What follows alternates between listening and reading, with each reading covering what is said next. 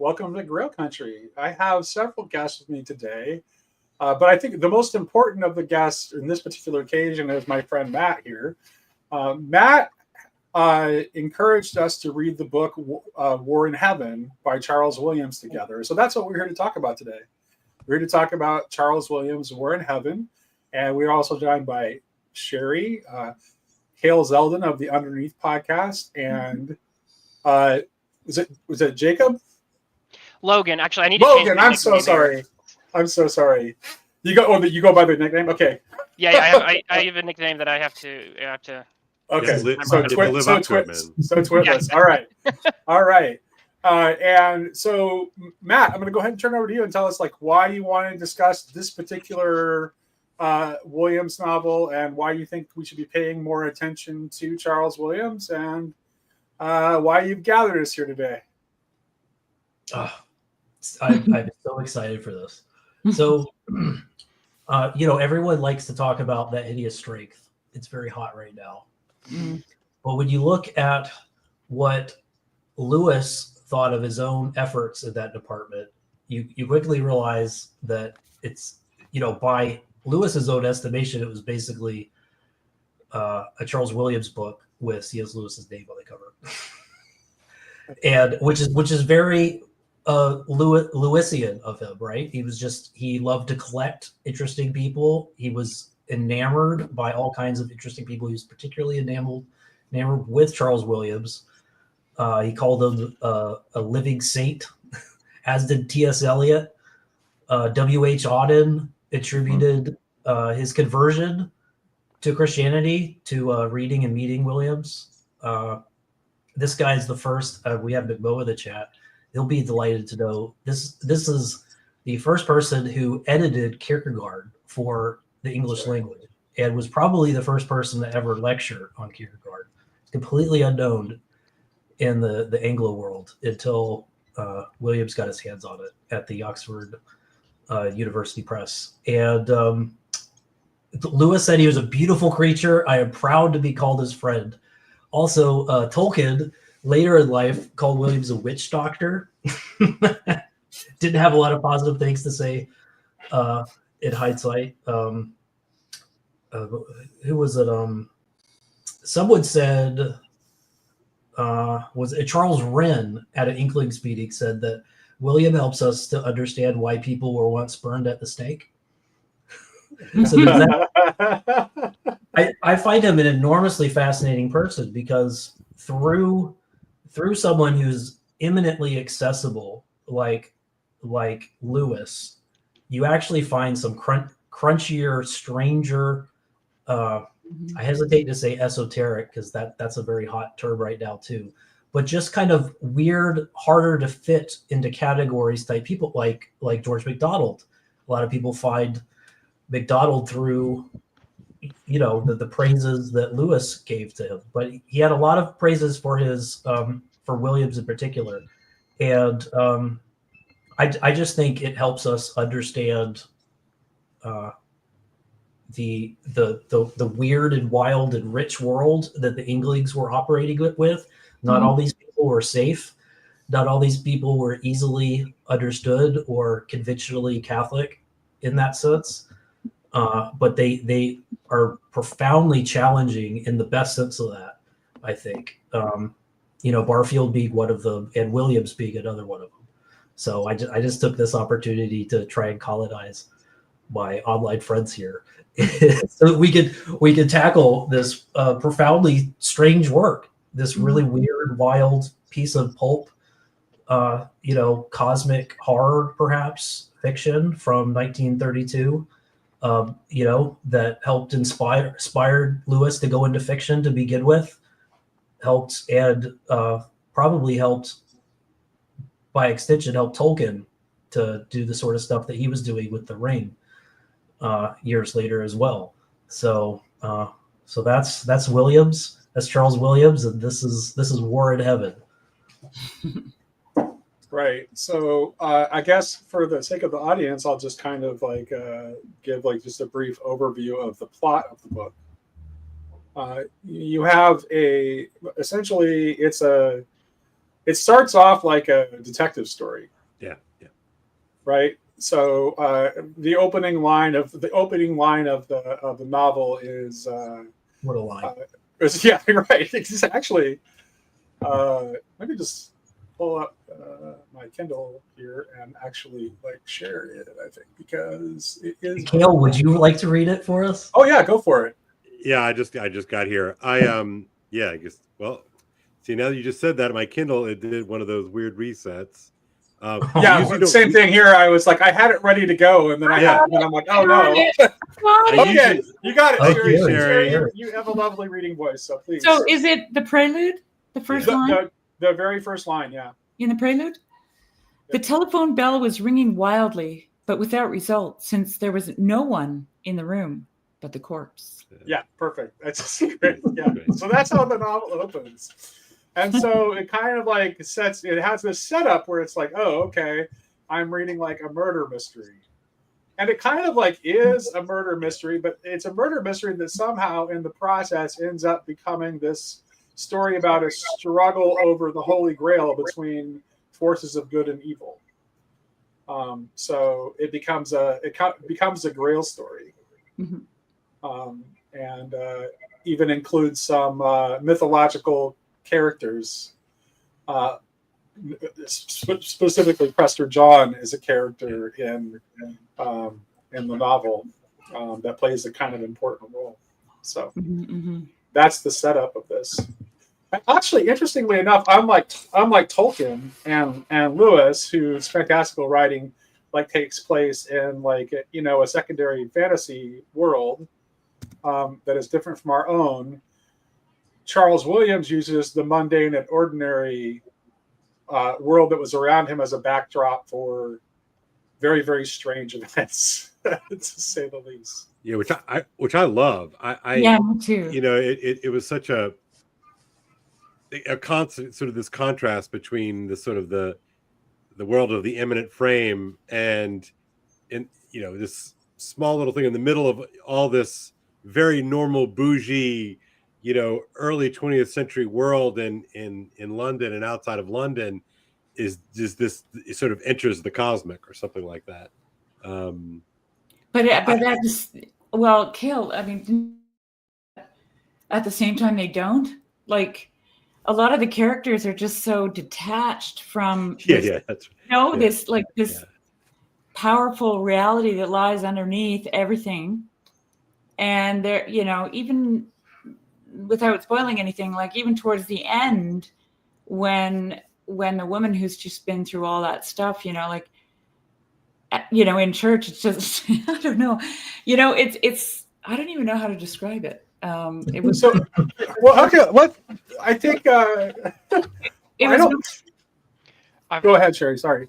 It was one of the things that was really striking to me was how ordinary people would continue to behave in spite of this, extraordinary things that were going on around them.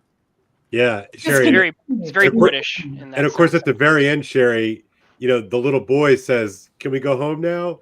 And it kind of snaps everybody out there, like, "Yeah, I guess we can." Yeah, right? yeah. Even at in the church, in this amazing church service, she's getting distracted. Yeah. Right. Yeah.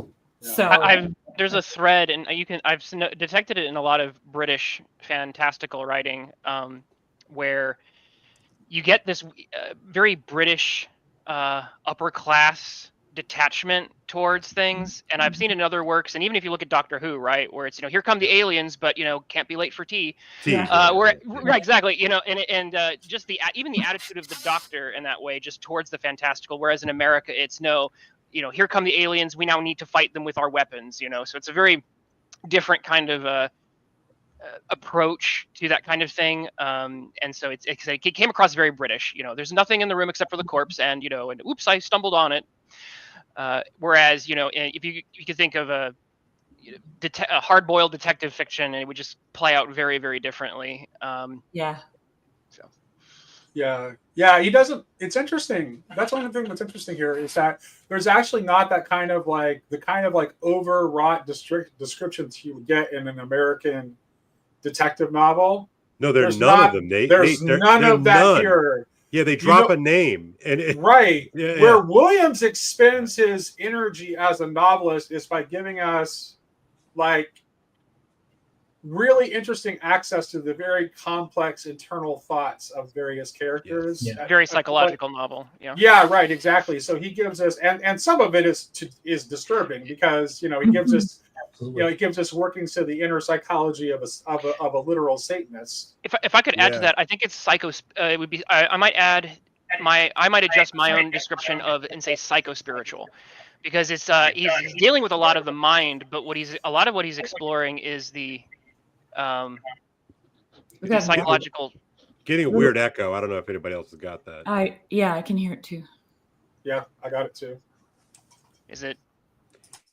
It's twitless. Is it me? Is it Matt? It might be Matt, actually. It got quiet when you muted Matt. All right, that's fine. Okay. Sorry. All right. For the record, it was not his children. It was an echo. So okay. But yeah, we're getting like and there's a very rich tradition of of psychological literature and in modernism where some of that I think picks up another speed to it. Well, I think is really fascinating and something that sets William apart from even many of his contemporaries is the different nuances of psychological and spiritual approaches. I don't think any two characters in this novel have the exact same spiritual understanding of the cosmos, of faith, of their savior or what have you. And that's fairly unique. A lot of writing, a lot of literary writing, really tends to have only one or two speeds. You have secular characters, and then you have only one or two types of religious characters, and so it takes, I think, someone who has a more religious understanding to understand the buffet, the wide buffet of different people who can have very, very nuanced perspectives that lead to very wide differences. A difference between like a Mornington or a Duke of North Ridings or our Archdeacon, who are fairly similar in a lot of ways, but when you get into these little minor nuances, just about something like the grace, suddenly you see this. Yeah, it's like me, Cale, and Matt working together to protect the because the Duke is a devout Catholic, and the Archdeacon clearly has more of a reformed framing. And Mornington is this weird romantic. Yeah, that's right. That's right. So none of these things are accidental. You understand? I told Cale he was our Duke of North Ridings. There you go. Man, I tell you, that's quite a thing to shoulder, guys. I don't know, it's like, but I was struck as I was driving here to the office to record. I was just thinking, the phrase just popped into my head. You could just sit down and write the novel, and I feel like Charles Williams just sort of, you could just write the novel. Yeah.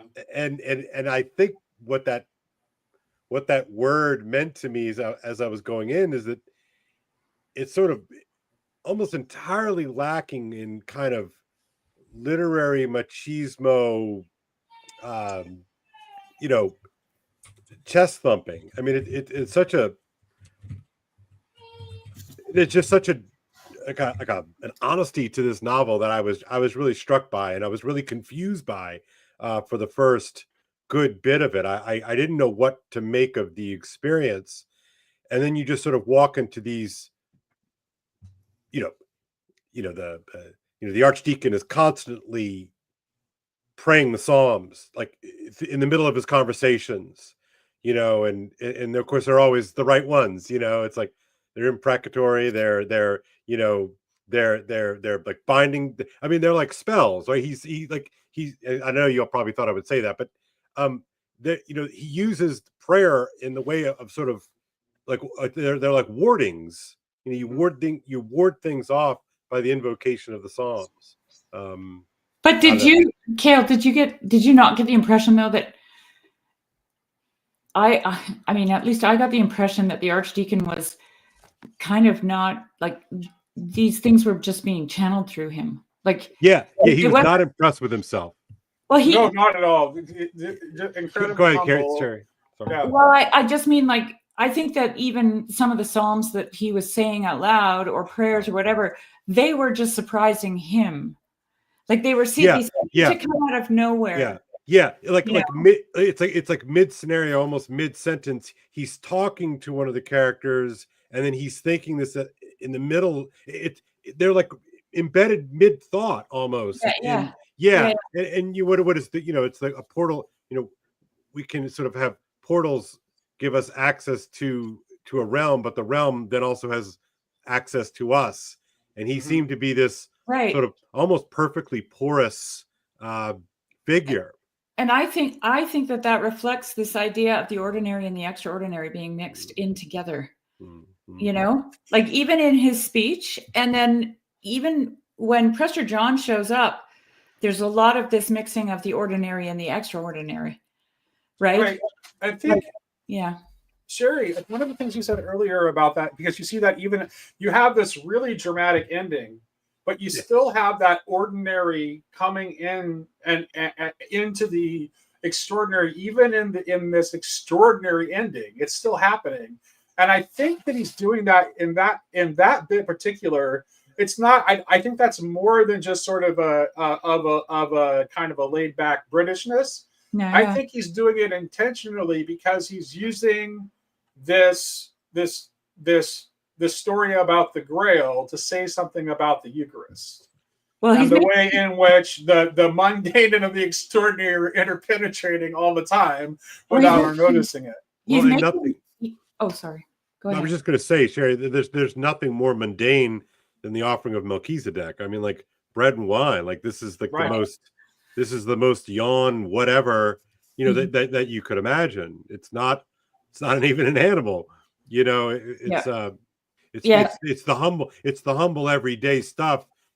Grab a couple of elements from the table and let's turn this thing into an altar. It's because like I think he's making the mundane sacred. In the novel, and the most exotic characters in the novel are the evil ones. They're the most exotic. They're most they have a shroud of mystery. They have these curiosity shops. Collectors. They come from foreign countries. That would be because Prester John he would be the exception to some of that, because he comes in and he's represents many of the elements you're bringing up in terms of being kind of mysterious but he appears as a man in a gray suit, which is about the most boring thing that you can eat. That's exactly right. That's exotic, actually. Yeah. And when he even at the church service there, he spends time with the little boy. He puts him in a chair.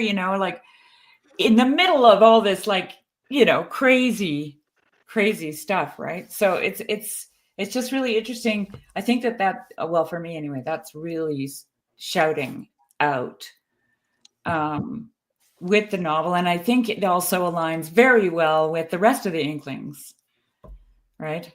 I think it's a golden thread that runs through all of their works. That's interesting. Actually, Matt made reference to Lewis's space trilogy at the very beginning when he was introducing about like why he wanted us to discuss this. And I looked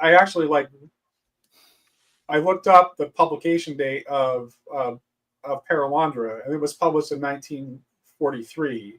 And after reading this, it's hard for me not to think that the chilling dialogue that Lewis puts in the mouth of the unman in Paralandra is drawing heavily on what Williams has done here, where he lays out the psychology of evil. Yeah, I thought of the unman in relationship to this too, actually. Yeah. Yeah, what's striking about the portrayal of the unman in Paralandra is how un-Screwtapian it is. Right. Screwtape is so charming and hilarious, right? And wry and funny, and I'm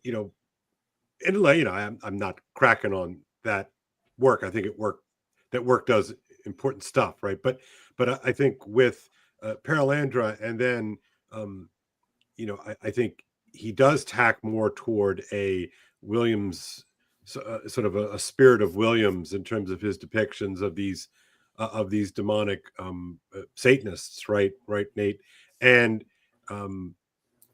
even well, and then my understanding, Nate, was that when that there was also a shift in his relationship with Williams, I believe, in writing the third part of the Ransom trilogy, right? That No, that's interesting. I'd like to hear about that, Cale, because I've always had, and I can't prove this, but there's just always have had this intuition that there is something like just as Lewis models Ransom after Tolkien, right? That there's something of Charles Williams in his portrayal of Merlin. Yeah, I think that's probably right. And if you have your, I'm teaching. I'm actually in the midst of. I just taught Paralandra, and then before that, Out of the Silent Planet, and we are about 2/3 of the way through that Hideous Strength right now. And this is the first time that I've taught the novels. I've read them before, but teaching a novel is a different thing. You read differently. At least I do. I read differently when I have to teach it. And it's, because you're also trying to anticipate things that your students might think or say or, find out. So you're just you're just preparing yourself in a slightly different way. And, there's just a stark difference, in the third installment. And So. I think two things happen between the publication of Paralandra. Did you say Paralandra was 44? 43. Yeah, 43. Good, because I'm pretty sure Williams died in 46. Right. So I'm not sure when that Hideous Strength came out. 47. So okay. So he'd already died. So he had died. So okay. Abolition of Man, I believe was delivered in the spring of 44. I think it was in the middle of the war. And those of you, I'm sure that in the beginning of that Hideous Strength, he says something along the lines of, if you sort of want a kind of philosophical, abstract sort of notion of what I'm trying to do here, go read Abolition of Man, which he had delivered. But this is sort of putting it in kind of narrative form, and and I remember when I read that. Gosh, that was in the. Like 1993, 94 when I was an undergrad. And I remember being kind of snotty about that. I'm like, oh, well, I thought it was a little bit on the nose because I don't think I sort of fully appreciated what he was doing with the narrative. But anyway, this is not about that Hideous Strength. But I just think that Williams, it seems to me, clearly influenced the third installment of the Ransom trilogy. Right. And I think you can really feel it. And and definitely there's a little bit of Owen Barfield in there as well, per my understanding. So, I think Barfield is like pretty much like hanging in the background of the work of all the Inklings. That's only because you like Barfield. No, it's because it's fair. It's fair, Sherry. It's fair. Nate's on good ground there. Because I see George MacDonald hanging around in the back. Oh well, yeah, but that would. Well, Sherry, George MacDonald is a sort of a precondition of all of this collection of friends, right? That's almost like that's like a canon for them. Exactly. I've always had the image in my mind of them. And MacDonald is very much standing on the shoulders of Coleridge too. So I've always had this really image of them hovering over MacDonald's imagination essay. Yeah, right. And then from there moving out into these worlds of, and this is what I wanted to say about this, making the mundane sacred and the ordinary and the extraordinary. This is precisely what MacDonald's doing all the time, to show us that the world is already enchanted, right? And so there's a way of moving in and out of the enchantment, right? But the way Williams does it is it's almost, could I use the word vulgar in its original meaning? Right. Of course, yeah. Oh, okay, yeah. Well, he's the lower middle class guy. Right. So okay. Then that makes sense. Well, the book is very pulpy. I remember when I read it, Yeah. I had a pre-discussion with Matt, and I said after reading it, I could very much see why this became a forgotten lore, because the literary canon doesn't know what to do with this because of how pulpy it is. Because Right. as slow as it might move for maybe modern audiences, it's moving at a lightning fast pace, faster than even a lot of sensation fiction. Well, And you're right. I agree with this pulp call. It's there's like sort of a casual. That's what I mean about the novel does not. It doesn't flex. There's no pretense to this thing. Right. Yeah. Right. And so that makes total sense with what you're saying to me. That to call it pulpy is, I know you're not trying to throw it under the bus, but it's no, I enjoy pulp. I'm just saying that when I'm reading it, it's like the fact that it's within the first few chapters. Although it's I'm a fan of pulp, and it's actually one of the things that, yes, pulp has like that kind of action stuff too, but like Howard and Lovecraft, who are two of my favorite pulp writers, they love their poetically descriptive passages, and you just don't find that here. So there's a way, and also the pulp writers like to add a lot of, they like to say things with maximal language because they got paid by the word. Right. And Williams has much more of a minimalism here. But I understand what you're saying. It's because it's the pacing that makes it feel pulpy. Like pulp, because he has a pulp like pacing, but his style is very different. Yeah, it's definitely just to reinforce a point here. I mean, this is a guy who was good friends with the modernist T.S. Eliot at the same time as being friends with the anti-modernists in the Inklings. Right. And Matt, bridge both. And remember, Lewis and Eliot were sort of famous enemies until they became really great friends at the end of their lives. They did not like each other. and I think that was really more Lewis really did not like Eliot and really distrusted Eliot until there's a great, I read an interesting little article or something about how they became friends in the last 10 years of their lives. But yeah, they were, and that's what I mean. Like Eliot is, actually, I did the math one day, and Eliot is the same age as, Lewis is the same age as, I'm going to do a shift here. In Brideshead Revisited, he's the same age as Sebastian and Charles Ryder. And remember, in Brideshead, the joke, remember, I think it's their second semester, their first year, the bombastic, I'm not going to remember his name right now, it'll come to me in just a second, is hanging out of the window, belting out The Wasteland, right? And so so Eliot is sort of this voice of sort of bombast and sort of huff puffery and all of that, and Lewis very much saw himself as like that's just kind of garbage. Hey, Cale, do you happen to know, was their relationship repaired before or after they worked together on the revision of the Anglican Psalter? That was, if memory serves, that was the sort of the common ground that they came together. Like it was through that process, through working together on that revision of the Anglican Psalter that they did respectively. That makes sense. Yeah. How cool is that? If I could just go back for just a second. So no, Mick, we cannot talk about the first ointment scene. Goodness gracious, you sicko! I'm happy to wade into that. But or maybe not happy, but I'll do it begrudgingly.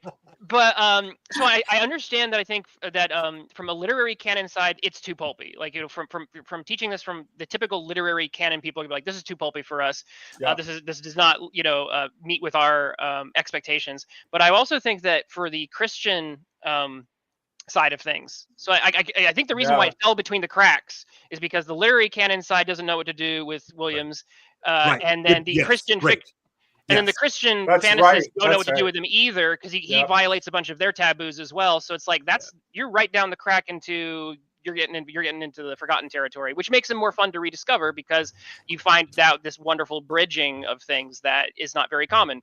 So again, thank you, Matt, for yeah, David Bentley Hart hates him.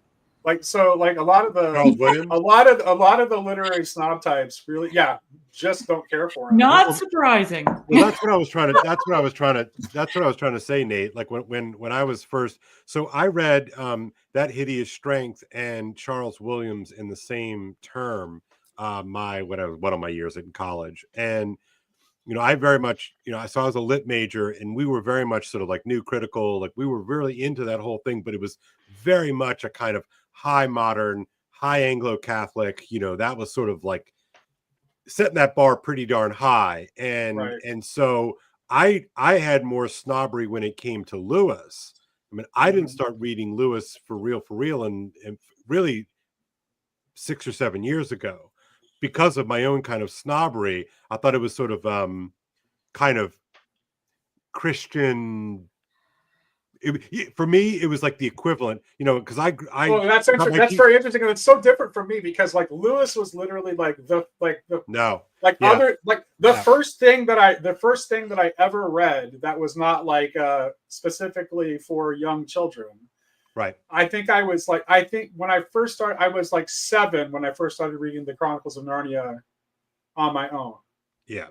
Not having read to me by my parents. Yeah, so that's not my story. So I cut my teeth on high modernism, the high modernism of Eliot, Joyce, all that sort of stuff. And so I considered Lewis to be like beneath me. He was sort of like writing silly kids books. I wanted like the real thing, and you could sort of tack right into Faulkner, and that was sort of my thing. And so Charles Williams, I sided emotionally more with the Charles Williams because it was not kind of crappy Christian morality stuff, right? That was sort of my kind of take on it. Obviously, I'm different now, but so I'm struck by this idea that Williams does sort of fall between the cracks of sort of a more Christian moralistic type vision of things versus the kind of high culture, high modernist thing. And so he is. But at the same time, everything about him is so quintessentially Anglican, including his interest in the occult and weird, because that's, for whatever reason, that seems to be a thing that Anglicans are more prone to pick up and have less an aversion towards. Milbank talks about theurgy all the time. A.E. Waite was an Anglican. I mean, it's not that unusual for people to have interest in this sort of like strange, hermetic, esoteric stuff within Anglican circles. So, I mean, is it Anglican or is it Celtic Christianity? Well, yes. Yeah. Yes. And one of the things I wanted to say or just take note of is that I found it interesting when you guys were talking about Williams falling through the cracks because he didn't fit, into the, academia, let's say. And nor are you going to find him at a Christian bookstore, right? I think right, exactly. That's it too. Right outside of both of those. But what's interesting to me about that is that's also true for George MacDonald. Interesting. Yeah. I mean, Lewis criticized MacDonald's actual writing abilities. Like, he didn't think he was a great writer, but he thought he was a great fairy tale writer because fairy tales are difficult to write. Okay, so that's interesting. And I just wait. I just wanted to say this one thing. So what I think is interesting about these guys is that they're almost like time capsules waiting to be discovered. Like the time they lived in was not time for them. Right. And it feels like, to me, like we're in this right now, we're in this moment of, I don't even like calling it this re-enchantment, right? But for lack of a better word, I would just call it enchantment, or, discovering the enchanted, the sacred. And now these guys become very relevant, right? To this is the salience landscape thing that Rebecca talks about. Yeah. You're like, oh, wait a minute. He's making the mundane sacred. Like he's re-enchanting the ordinary. He's, And that's what MacDonald was doing too. And for some reason, it didn't seem to really nail anything in their day. Well, if I could hazard a sort of a half-assed historical lesson here, Yeah. or the frame, I wonder if the things that Lewis and Williams and Tolkien and the rest of the gang were working on got massively derailed in the social imaginary by the rise of European totalitarianism and the decisive victory of kind of high American modernism, mid-century modernism. People got drunk on that for a really long time. You know, I mean, could you imagine talking about Re-enchantment in like 1959? Oh, right. Yeah. You know what I mean? It's just like because it's like we just raised the ultimate techno, utopian war machine to destroy the Nazis. What are you talking about Re-enchantment? We got the bomb. I mean, we've got jets, we've got nuclear power, like back up, man. That's real. And I just think that we are in this weird moment, like right now. We're in this strange moment right now where we just have an opportunity because we're all living through the fact that none of that is enough, right? Talk about Re-enchantment, about Re-enchantment, Sherry, I think you're exactly right. It's not really Re-enchantment. It's just sort of paying attention again to that which is manifest, which is there, which is real. Yeah.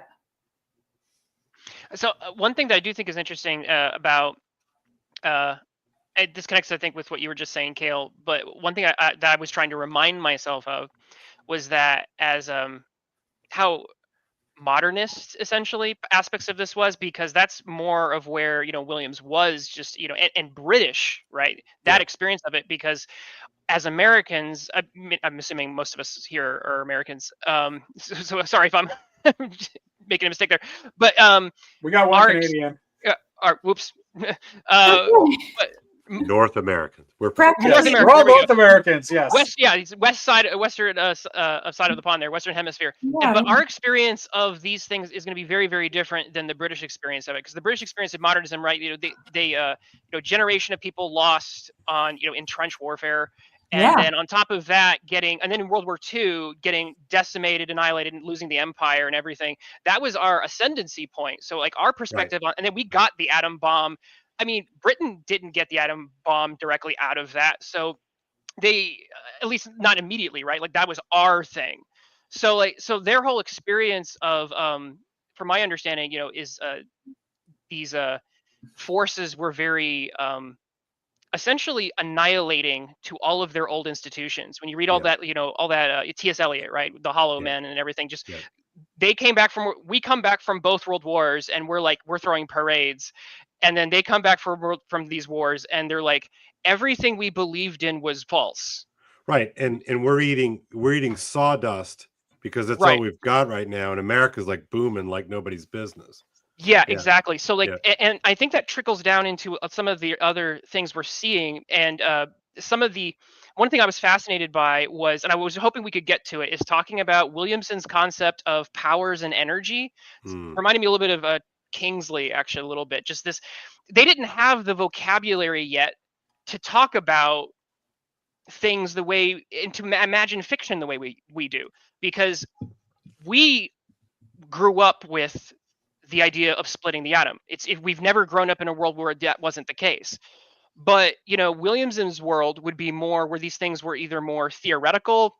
They hadn't reached, I think, the full pop culture dissemination that they would reach in the 50s and 60s, where like everything became just every fantastical fantasy just had to do with like the atom. And this is I specialize in comics, and so almost every superhero character has like an atomic relationship, origin story. Yeah, of course. So here there and if you think about even Harry Potter, right? Harry Potter has like, I cast a spell, and the spell has like, it's science. It's just, you mix these things together, and then you point your wand and you get a distinct effect.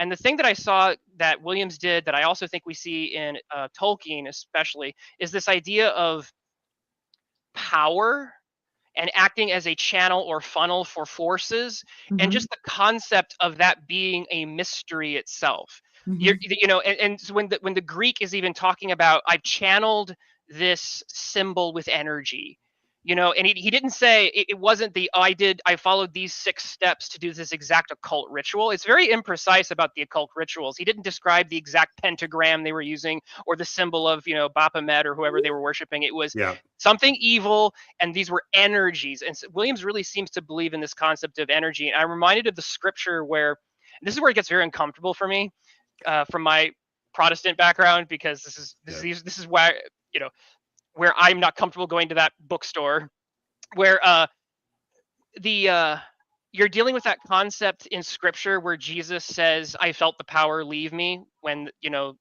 I was touched and, you know, the miracle happened. It's Oh like man, now you're talking my language. There's this flow of energy, and it's very, yeah. I think it's pretty clear that that's where Williams is kind of at with spiritual power. There is an energy to it, but he doesn't say it's electricity, and he doesn't have the vocabulary yet to say that there's like quarks or some subatomic theory we're going to get later. There's this spiritual mystery of channeling energy. It fits right in with, you know, Dungeons and Dragons when you're playing a cleric, but it's channeling. It's channeling. Can I give you a little bit more ammunition, Logan, just quickly? Because you've mentioned before that you think that affects how different characters of this story approach this war in heaven. Like, what is war to them?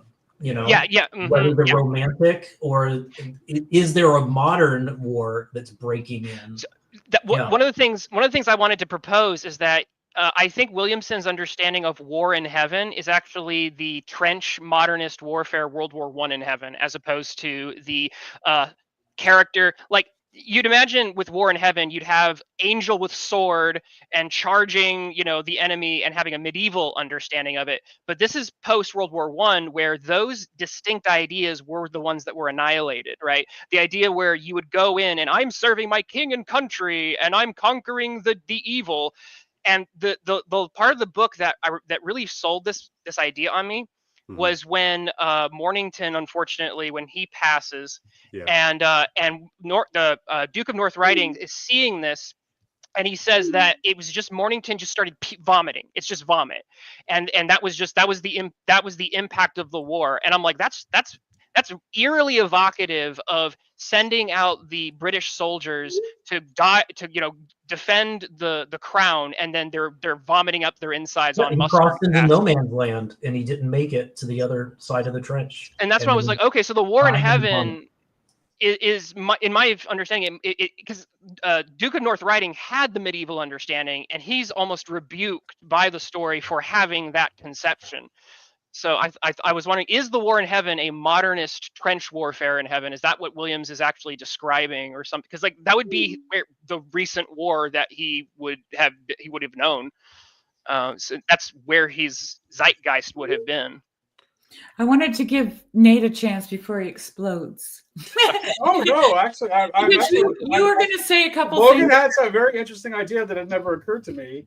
What I was going to say was something about, like, just in the context of this conversation about the Great War, as it relates to Barfield, and that is that for Barfield would have told you that the peak of the withdrawal of participation was the 19th century, the Darwinian age. Actually, the horrors of World War I, that is the event that starts to break up. That's like the beginning of the end of that extreme of the withdrawal participation. And the pendulum has been swinging back toward participation ever since.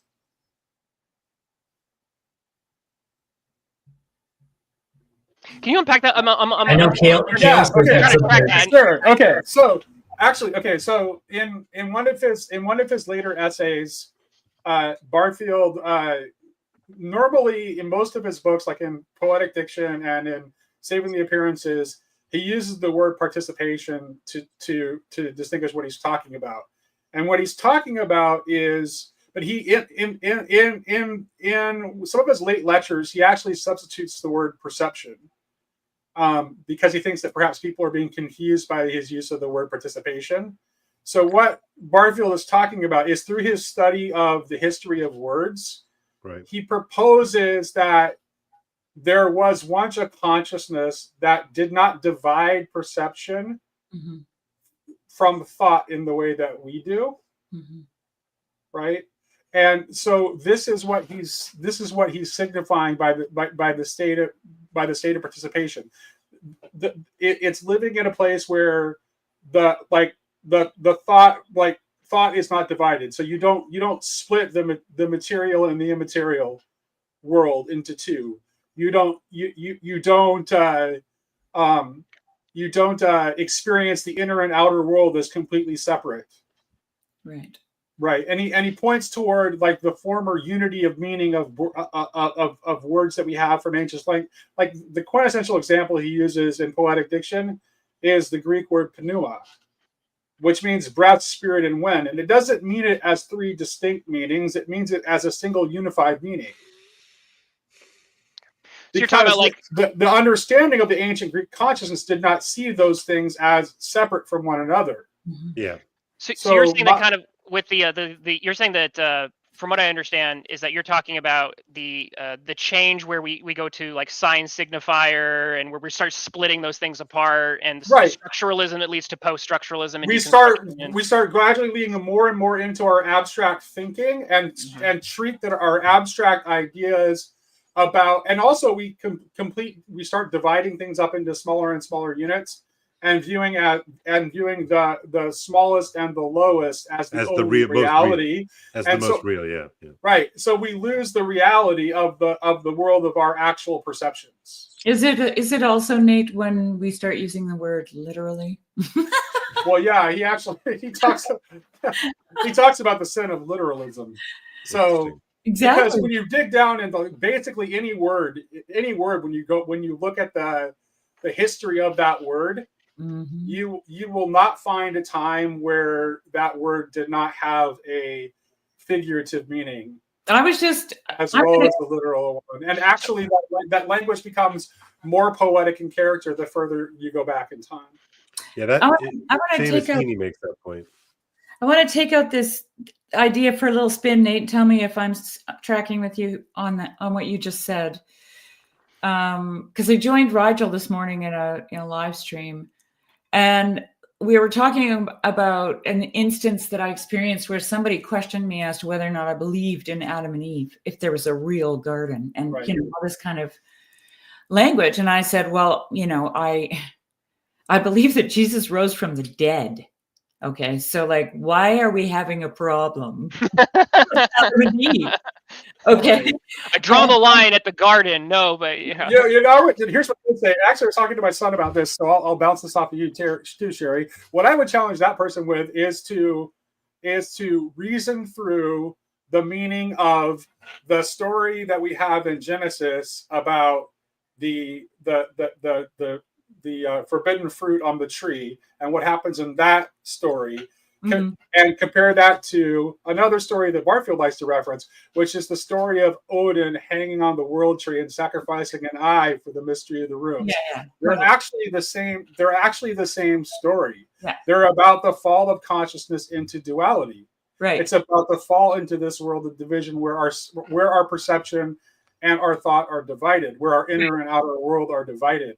And it just gets worse. It's gotten worse over time. But I do think the reason we're talking about re-enchantment is because we can feel that the common sense, or what Barfield also calls the collective representations of our age, are in the middle of shifting.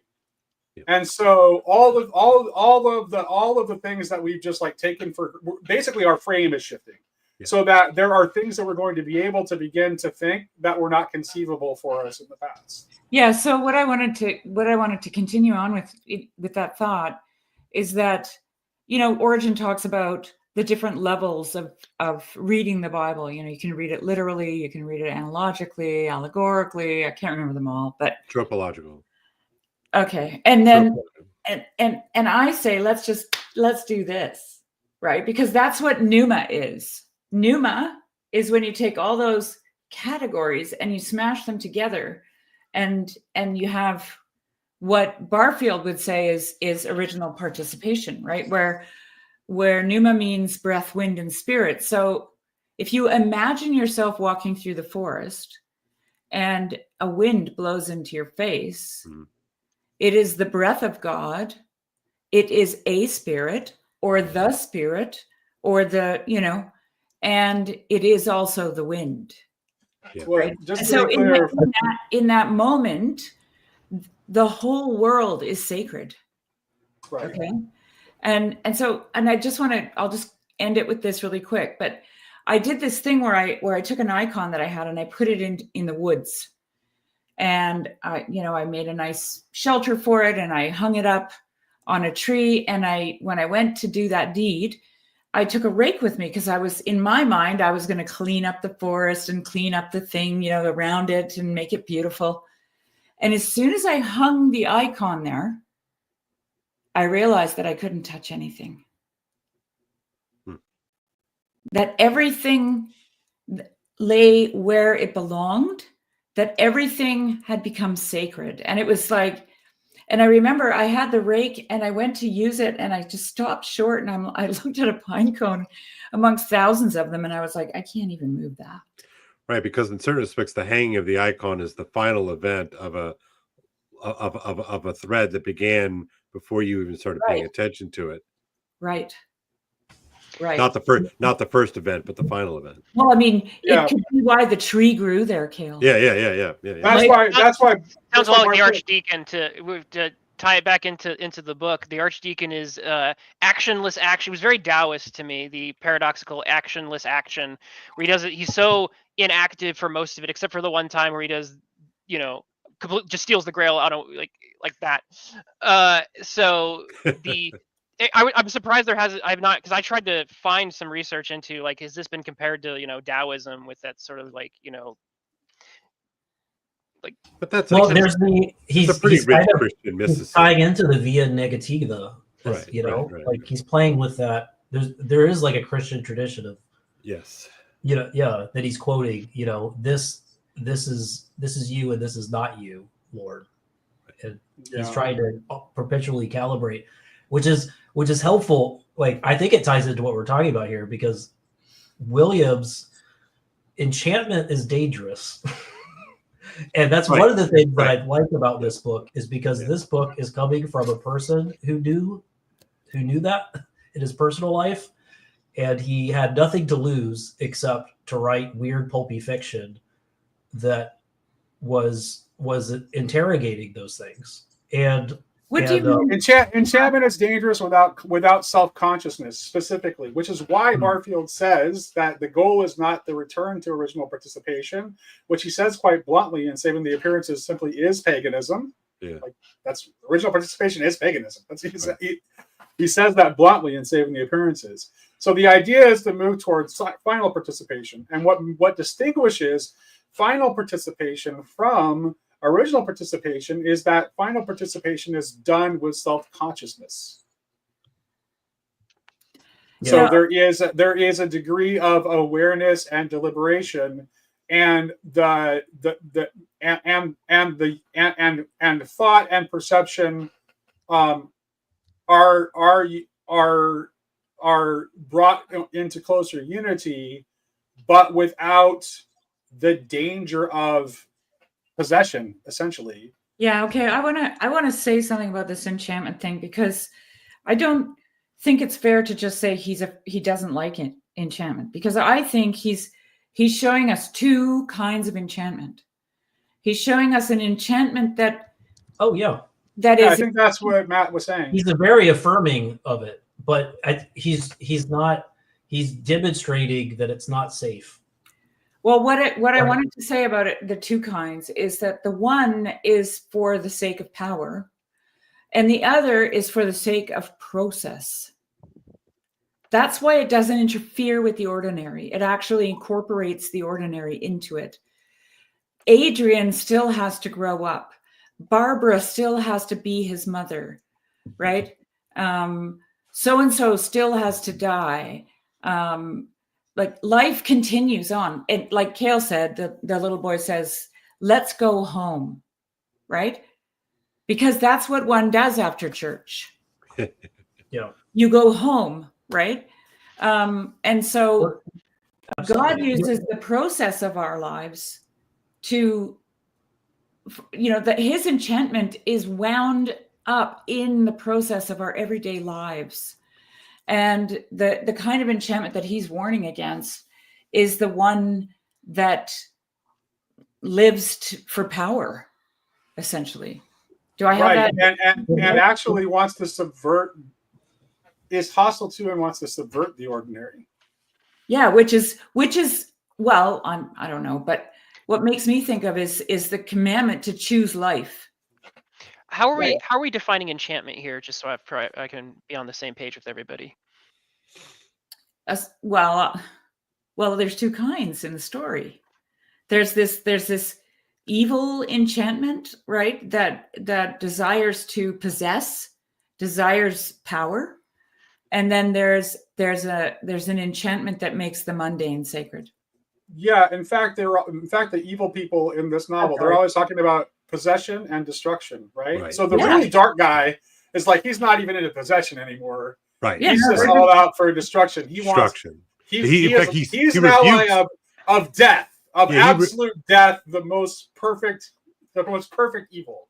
Yeah, he rebukes. He's like, don't you know this is what we have? We destroy. Right. That's what we do. How do we reconcile Dimitri then? Because he actually is a mirror image of the Archdeacon, because he is in this. Because if you think, the book is structured always on trinities, and everyone is, whenever they're acting good or bad, it's always like in like threes. Yeah. And the mirror inversion of the Trinity that's protecting the Grail is the one that's trying to do evil, and you have destruction, you have power and corruption, and then you've got Dimitri, who's very much like the inverse of the Archdeacon, who's more in tune with the way the energies are actually going, and is a lot more about, because the Archdeacon says, again, this actionless action, like just whatever will be, and Dimitri says the exact same thing, but just has a slightly different, like, I had a hard time parsing out what he was doing, because he's like, whatever will be, and that's exactly what the Archdeacon says. So right. It's just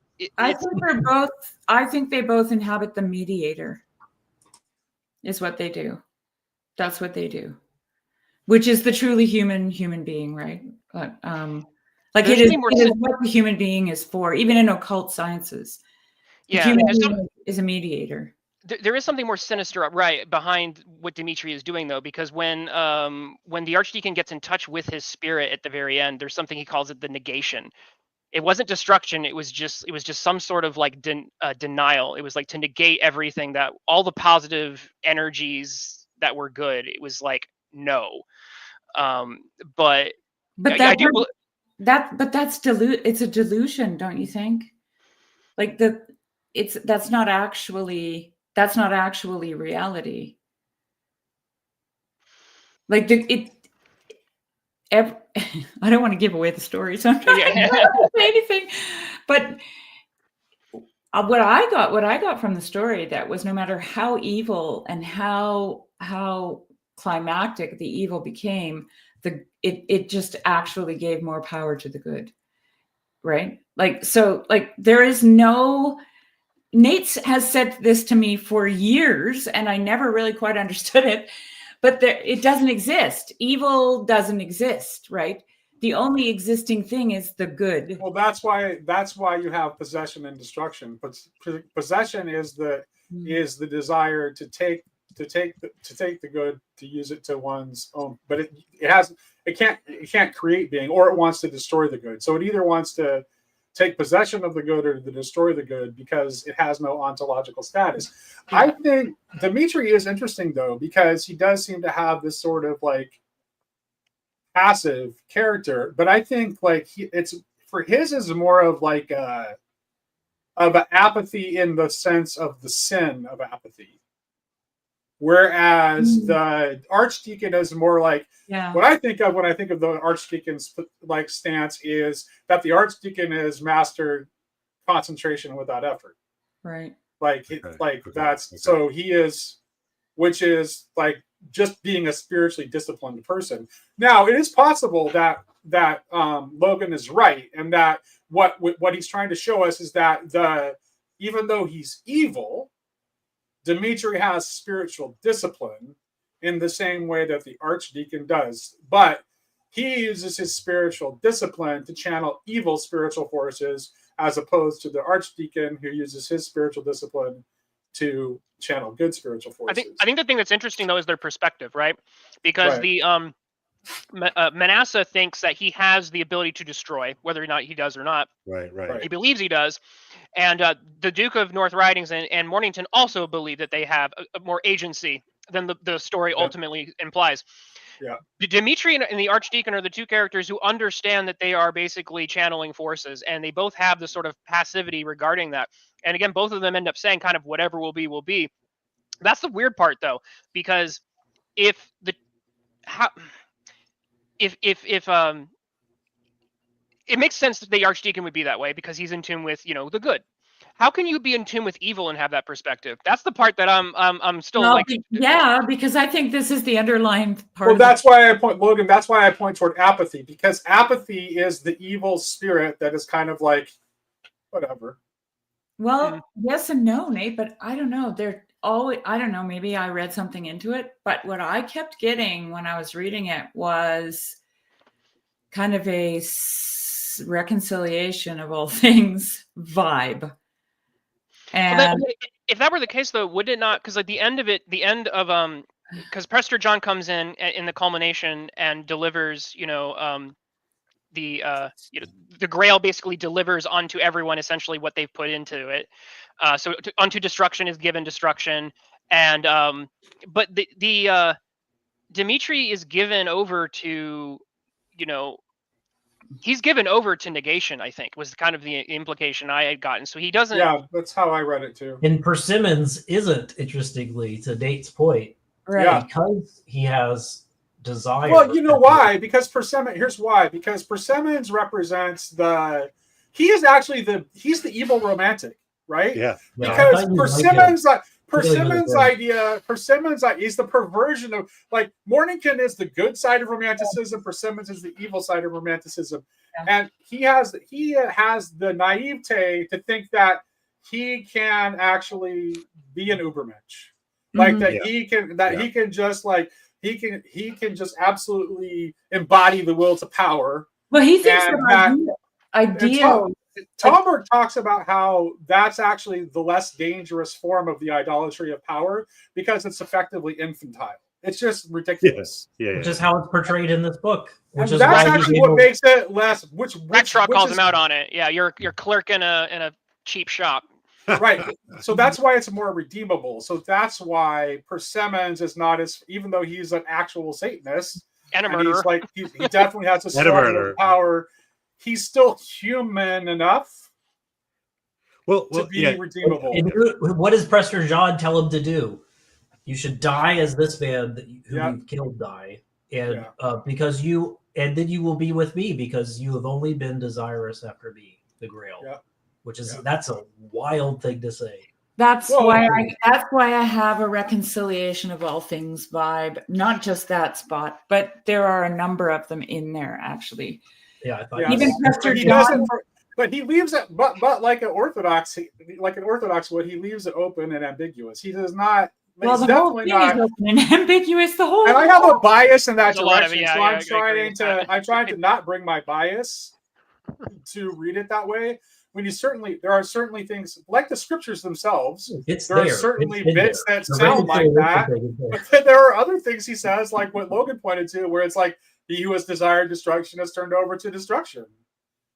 So it's kind of like it's not cut and dry, and I think that's fine.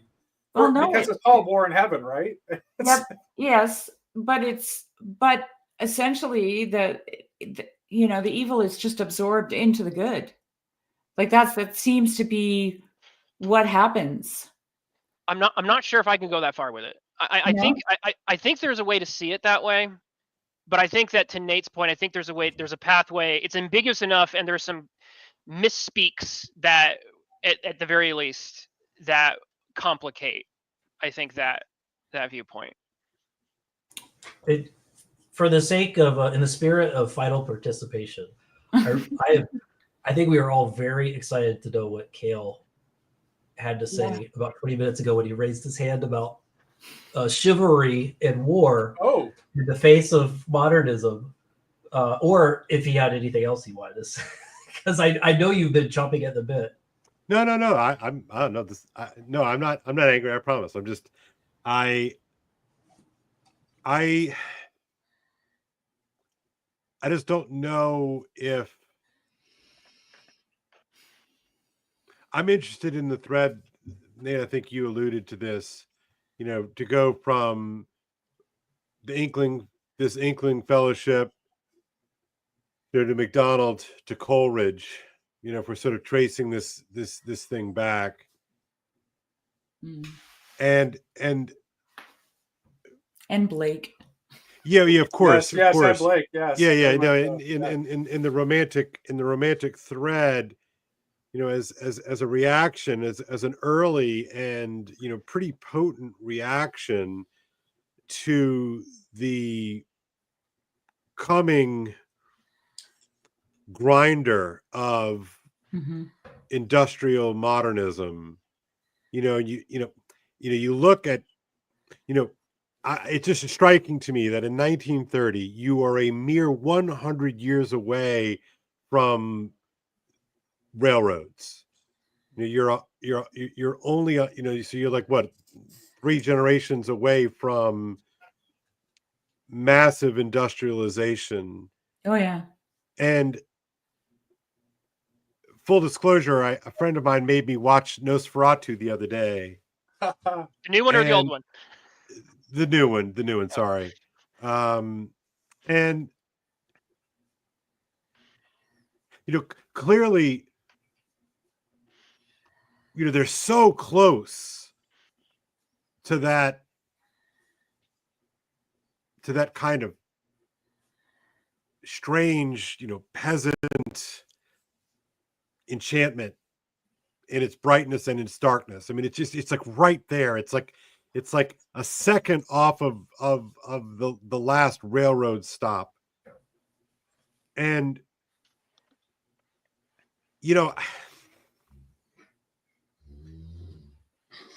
I just don't know. I don't know that, Nate, you said it was sort of the culmination point of something, not so sure about that.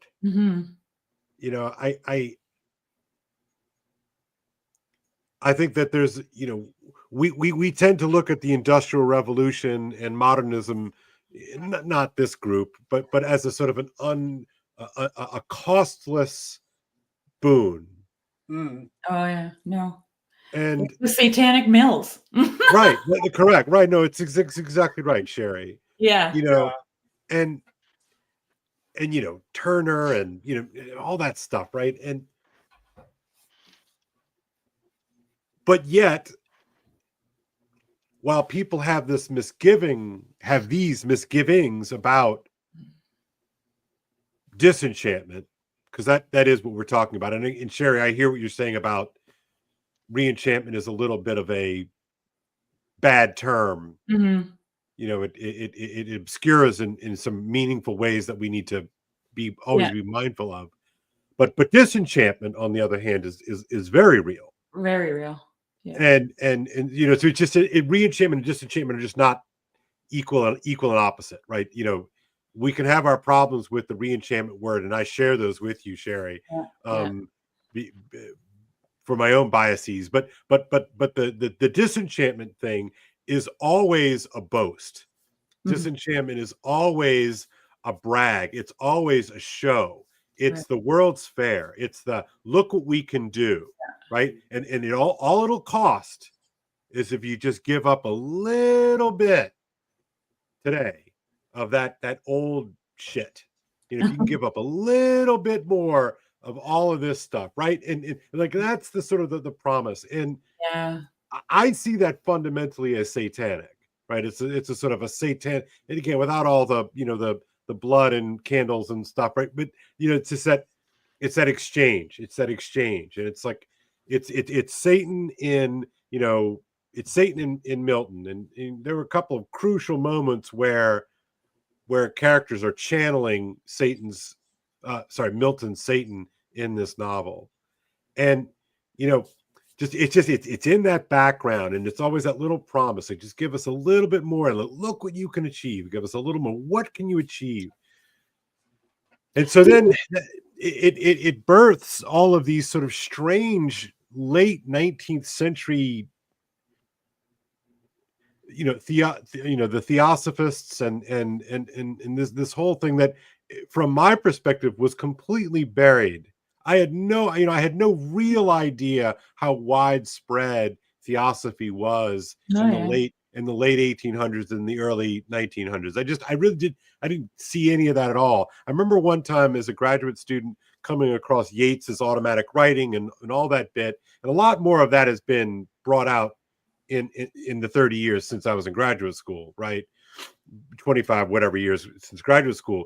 But like, that was a massive, it was like a massive thing, which was in one sense, it's spirituality without religion, right? It's a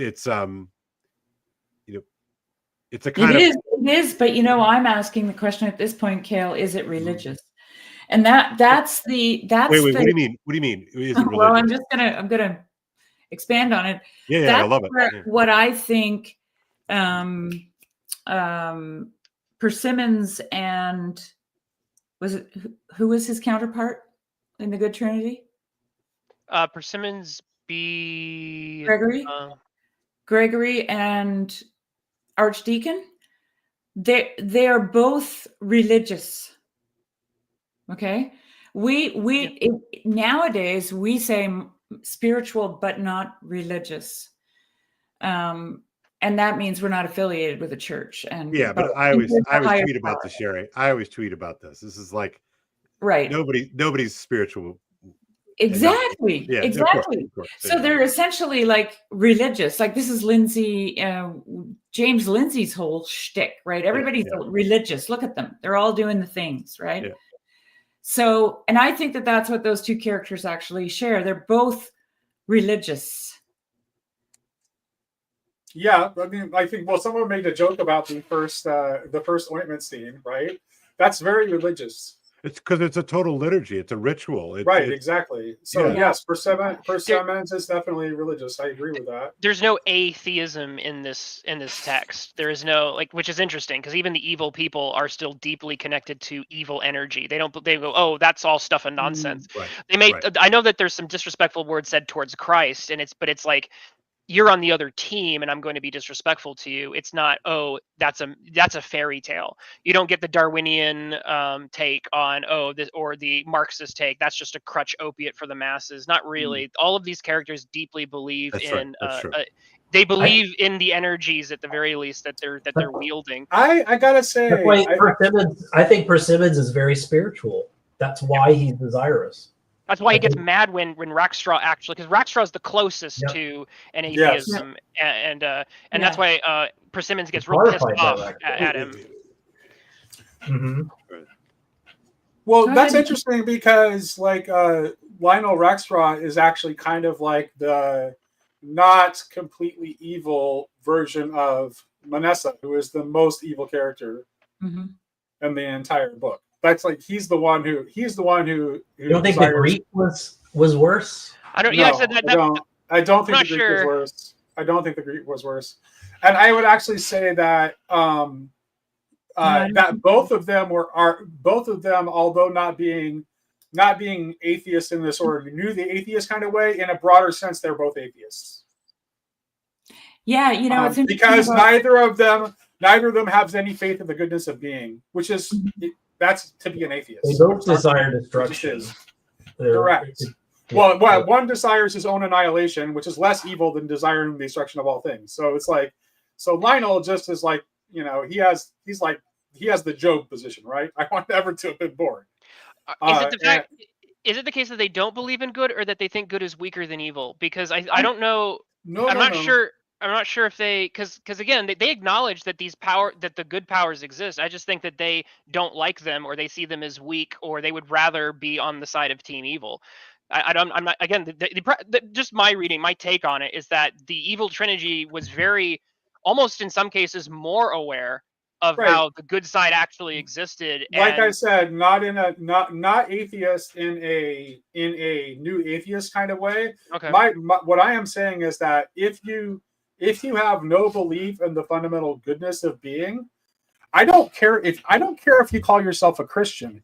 If you do not believe that being and life are fundamentally good, you are an atheist. But what I'm saying is, do the evil people actually see it that way, or do they again just see that evil is the team they want to be on because they see it as more powerful than good? Well, we don't. That's interesting because Manessa is actually the one whose inner thoughts we don't have access to, really. I just get a sense that they're just drunk on the power that they're experiencing. Don't you think? Like they seem.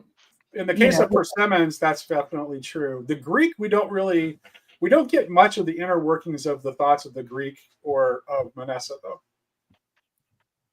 Yeah, you just pick it up from dialogue mostly, and a couple of their attitudes, descriptions. Yeah, which ties into Sherry's insight that evil is exotic in this story. Like they're the only two opaque characters in a way. Well, and I think he suggested. I think he might be telling us that they're not strictly human. Because notice that, right? Because he holds out for the redemption of Persimmons, who is evil but clearly human.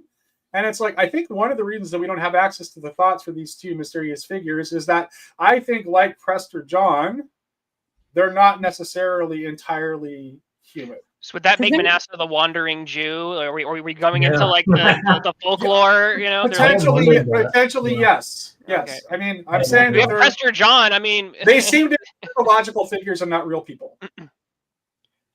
I don't think there's enough evidence for me to be 100% certain on that. But proposing it, I'm like, I can't really argue with that being a possibility. No.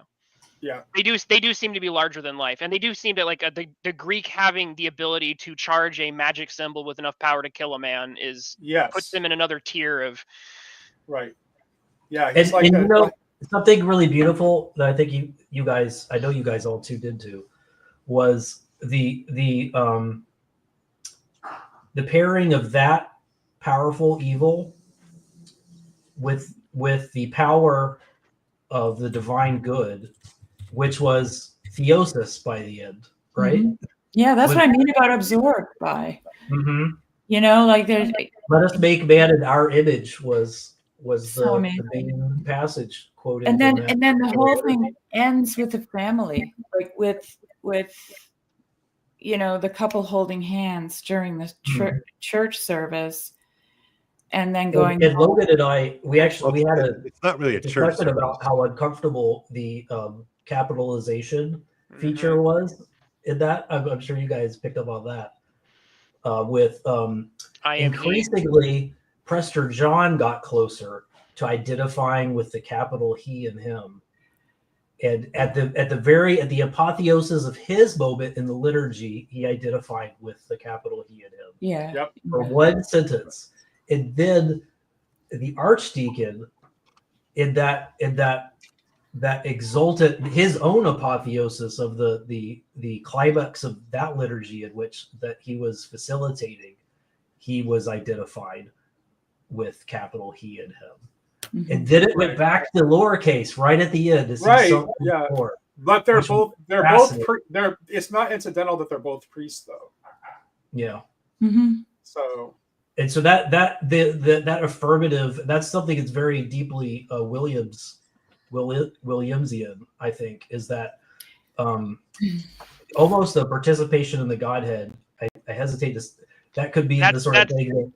That's where I started getting uncomfortable with the book, and that's where I was like, "This definitely not showing up in my Christian bookstore." Understandably, I know. The kind of person you burn at the stake, but that kind of that theosis, which I know this quarter loves so much. I mean, that he was playing with that feature. I think. I have a question. I have a question for all of you, but especially for Matt. What do you think was so important about Adrian, the child? Because Adrian was key to persimmons, to the ritual, to all those things.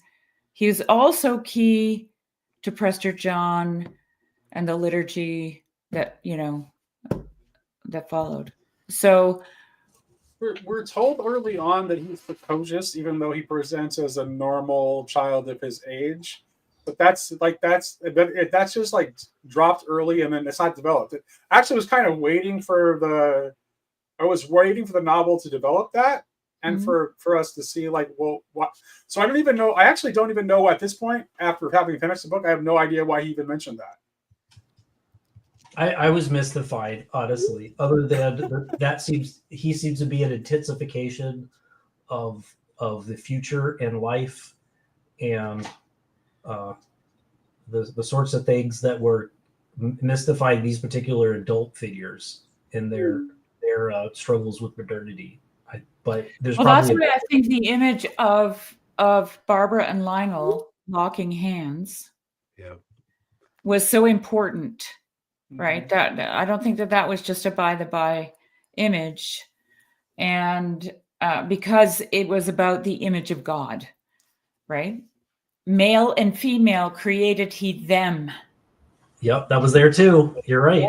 Yeah. Just like that hideous strength, we start with a thoroughly modernist family, husband and wife family dynamic that what is presented in such a rote fashion that we accept it as normal, and then we, over the course of the story, we get an increasingly preternatural view of the modern family unit, and we see how unnatural it has become, and then it has to be consummated back into what it should be by the end, by that climax with that reunity of and their child serves at the altar. Yeah, that's huge. He also forms another Trinity. It is majorly huge. I think he also serves another Trinity between Mother, Father, Son as well, which I think plays into, again, Williams loves to set up all these three, all the things that happen, good or evil. It's always this coming together of threes, which, dark mirror of the Trinity, or the embodiment of it, and you get a pretty powerful image that's pretty close to low key, Logan. I think this is if I could be a kind of partisan for sort of all things Western, I do think that this is something that somebody like Peterson doesn't get about the West, which is it is not yin and yang. It is really about the three. And I think the three destroys/saves the dyad. It's such an underappreciated part of the West that he just doesn't get. And it's fundamentally Trinitarian, which again makes sense because he's just incapable or unwilling to entertain the Trinity. Sorry, Sam. Sorry, I'm kidding. But no, but I really do mean this about the Trinity thing is like weird, and it's new, and it's underappreciated as far as a model. And so I love the fact, Logan, you really you're zeroing you really are grabbing my attention to sort of see this three, these repetitions of threes play out in this novel. That's good. And I'm all about the Trinity. And I also don't think how it. Okay. If it was only two, it would be dialectical. If it's three, it's relational. Yeah, and it's not Hegelian. Yeah. Well, that connects, Sherry, with your point, though, because if it's relational, then the child is super important because that's the perfect. Not only is it three, Logan, which sort of exists, but it's also the future, right? It's like the two in the present and the third into the future, but it also operates as a kind of as a three. And I mean, the obvious thing is, in order to enter the kingdom of heaven, you must become like a little child. Like a child, yeah.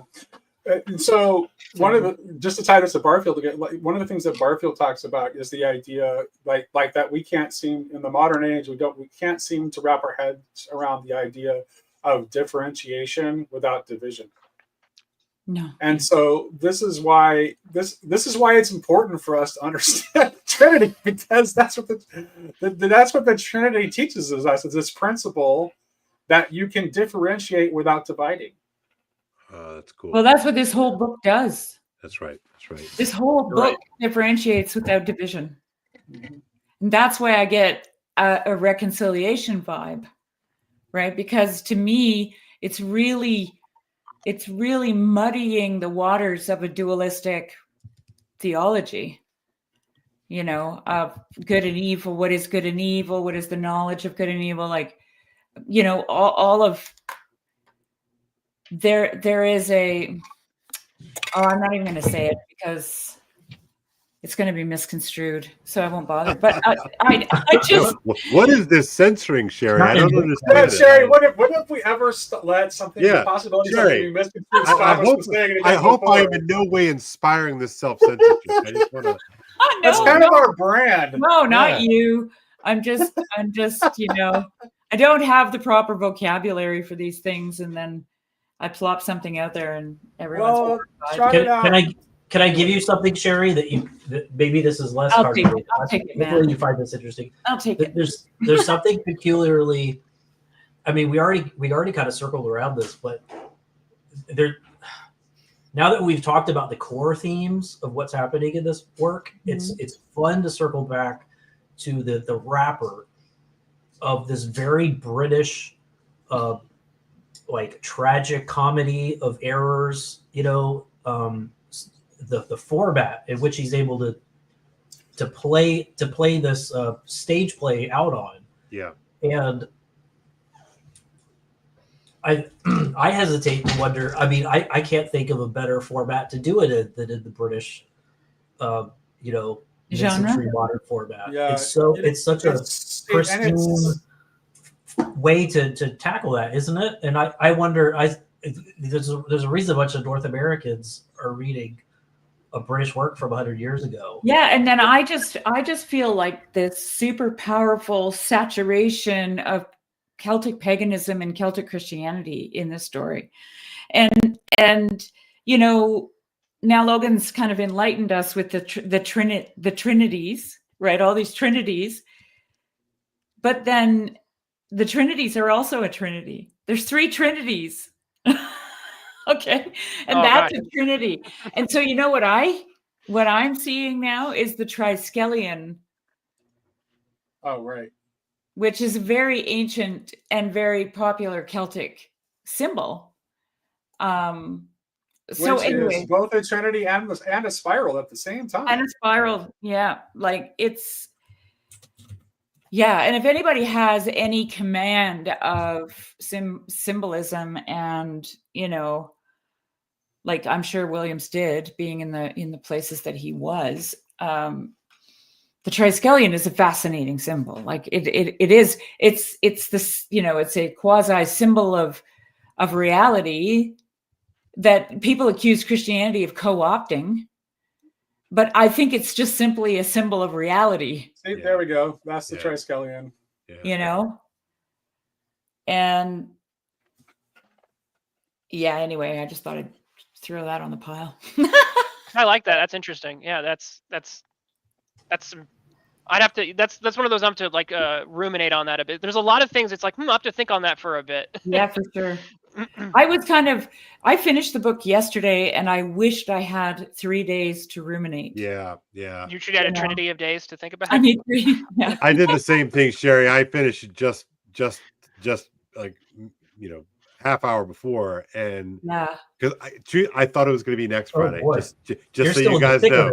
You guys know, I really did think this was next Friday. So I was like, really, you can ask my wife. I've been like a wild man at the house. So sorry, Gail. No, it's my fault. Of course, it's just But I wanted to talk a little bit about just the Grail. Oh yes. Okay. I mean, this is Grail country. Number one, love the spelling. I'm a fan of the double A. I thought that was really cool.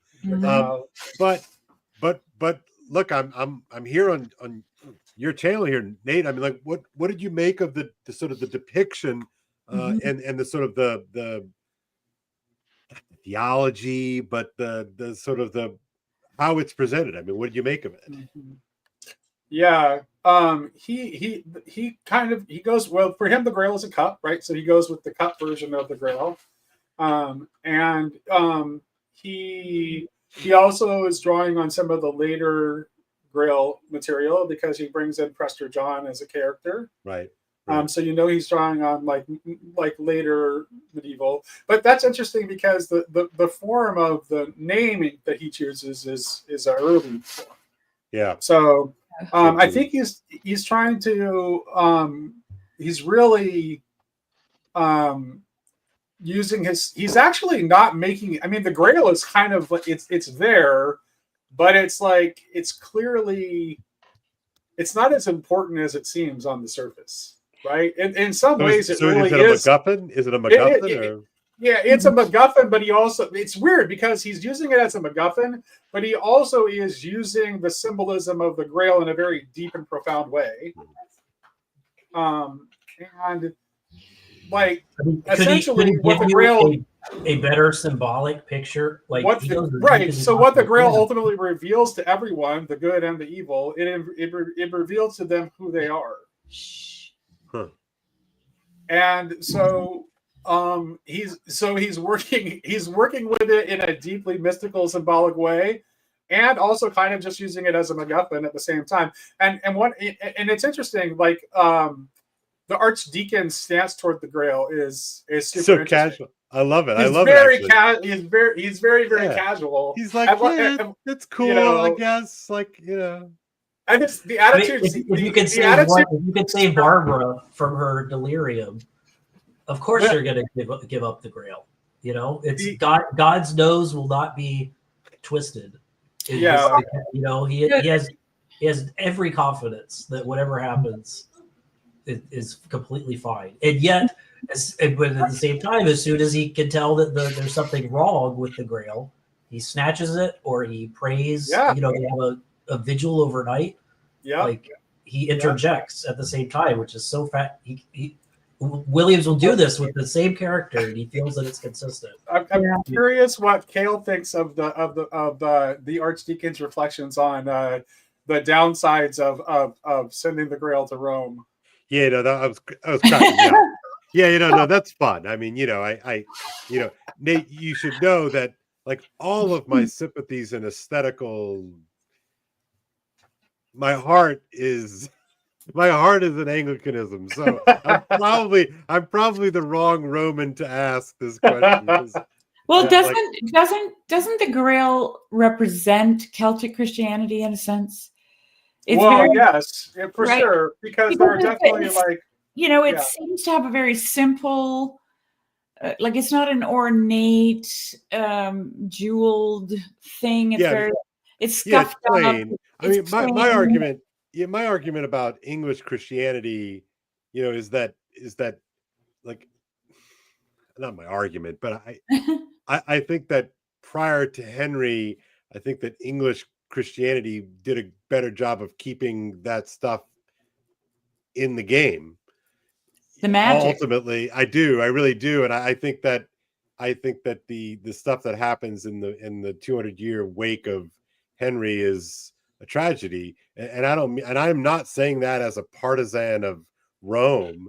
Right. I'm saying that as like I want a fully like weird, enchanted, strange Anglicanism because there's a sort of an earlier preservation that is so rich, and it sings to my soul as a Christian that it really pains me that the iconoclasts of the generation, the second and third generations, after Henry, I don't know, again, I'm not making a Roman point. I'm making like an English Christianity this is definitely point. True. I'm sure there's a lot of contemporary Anglo-Catholics that regret that period of Anglican history too, to be sure.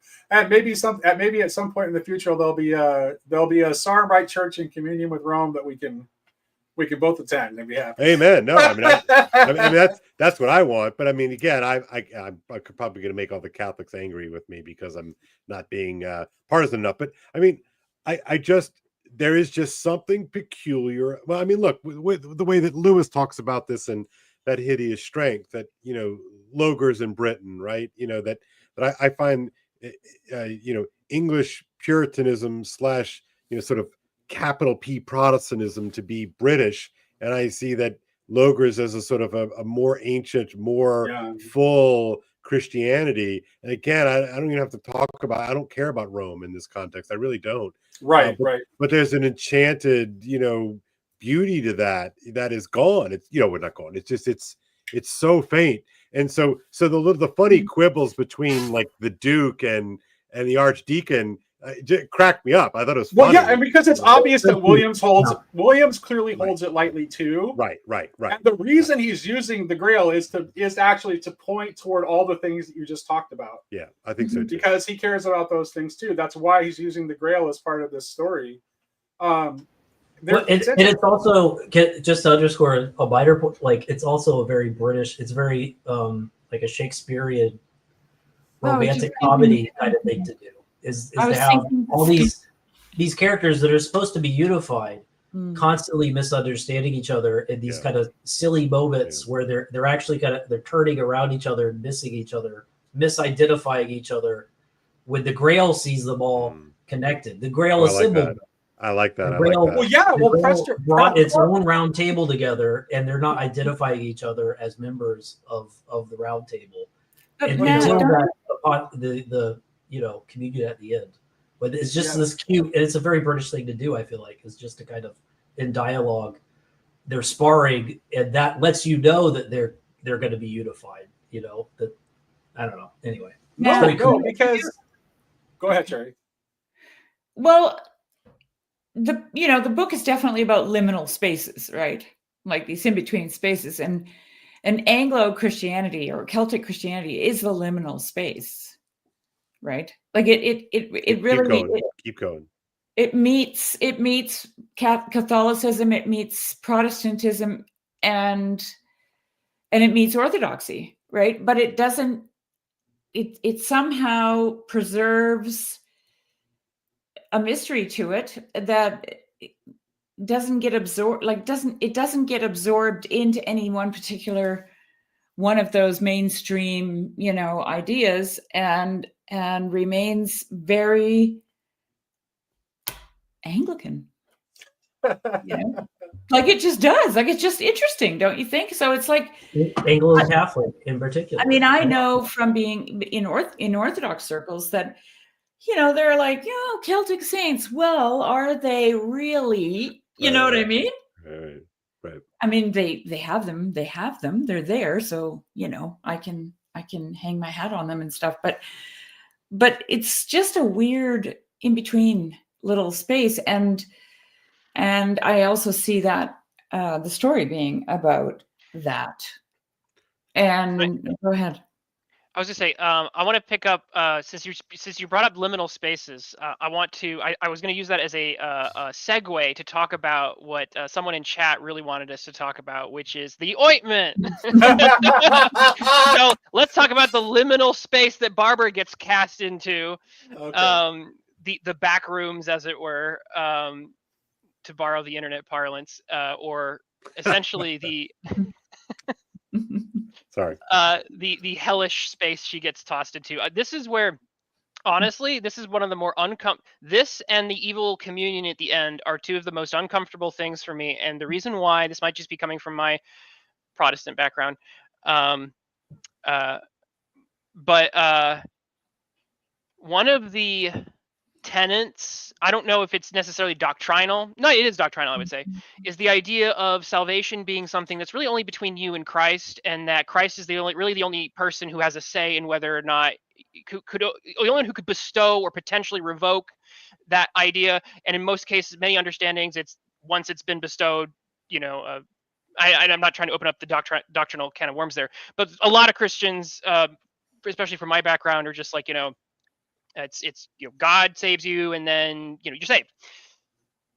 One thing I saw Williams toying with here, and Bram Stoker does something similar, which is this this horror idea, and it's something that I think ties into this other pet theory I have, which is I think Christians, or at least people who have a spiritual understanding, have a better understanding of horror as a genre.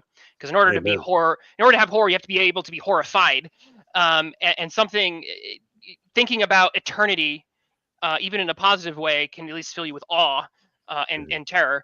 But the idea that a force outside of your contract with God could interpose itself and derail your spiritual destiny.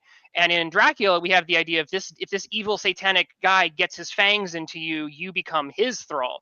You become damned to him, and it's like you get this horrifying idea of, again, a source unspiritual that's not between myself and my contract with God comes in and says, nope, actually I've damned you.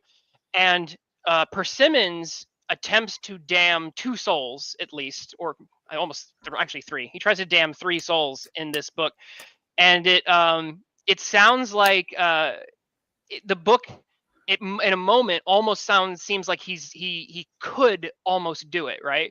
You know, when he walks Barbara that close to the pit, she says, and then when he's doing the unholy marriage of heaven and undeath and life, when he's trying to, it basically seems like, and for a moment the archdeacon feels abandoned by God. He says he has this moment of like, I feel completely cut off from all that positive energy.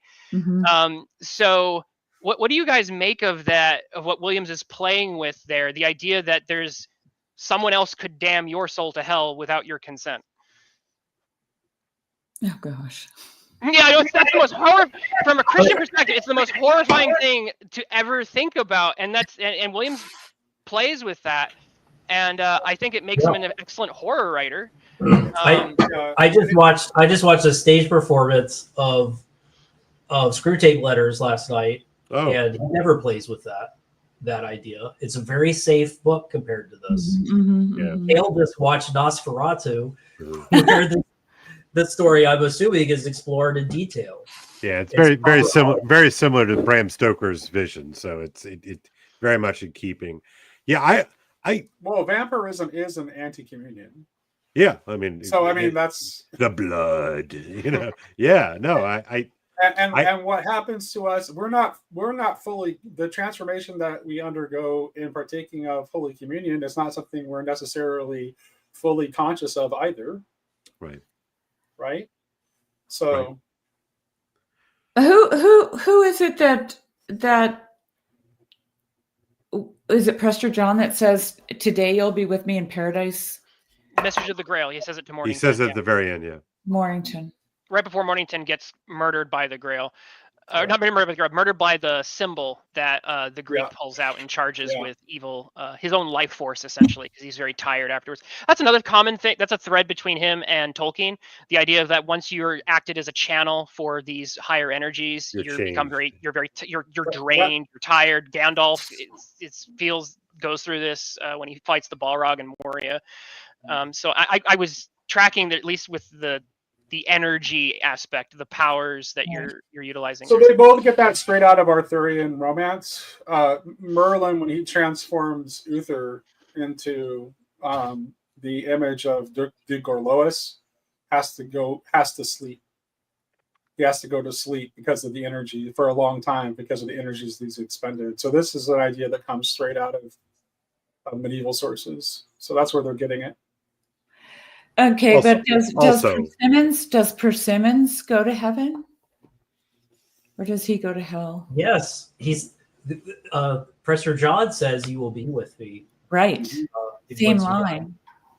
Because you only taught me. Right. There's another interesting thing that Prester John says at the end that I wanted to see what you guys thought, where it's like when he basically says, like, that going to church is a good thing. I know that it's a path. That was a weak moment. I'm sorry. I thought No, it wasn't a weak moment. It was a very significant moment. I think that's For a romantic, it makes all the sense in the world. Because if do you think Williams was a romantic? I mean, insofar as he is an intentional Christian post the Enlightenment / Industrial Revolution, yeah, because we're all almost romantic, required, right? We're all romantics. Okay, you know, but like, okay, is he a dark romantic? Is he a light romantic? Is he, yeah. Well, I mean, let's say, would he be a Goethean romantic? no, Because I see a lot of the way that Goethe's delicate empiricism, right?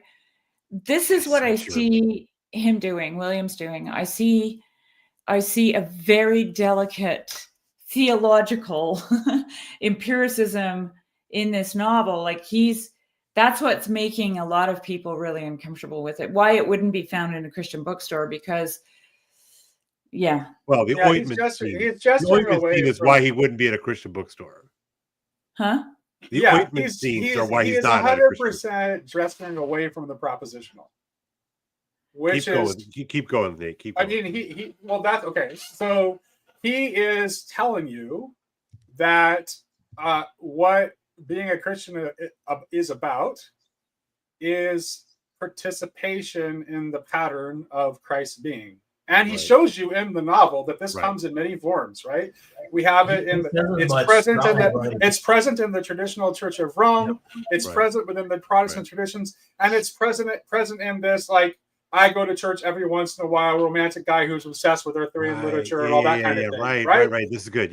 Keep going. Yeah. Right. So they're all participating in the pattern of Christ. Mm-hmm. Because their perception is ordered toward the right things. Right. Which gives them the proper vision. It gives them eyes to see, ears to hear. You know what I was struck with, Nate? As I was, all this talk about Wesleyanism, we don't talk. We don't talk about that stuff in the corner. Oh yeah, I wondered about that. And it's so fascinating because because when all this stuff comes across the pond and it gets, transmuted into all the various Protestant denominations and even Catholic even Catholic expressions, it's like we don't talk about that enthusiasm. It's so un-English. Yeah. But it's so American. That was an interesting bit too, like the interesting like showing us like this character who like is just like he's dead from the beginning, but then when he gets access to the Bible and then we get access to the thoughts of this really deep access to the thoughts of this character who kind of just seems like he's just there as a plot device. Yeah.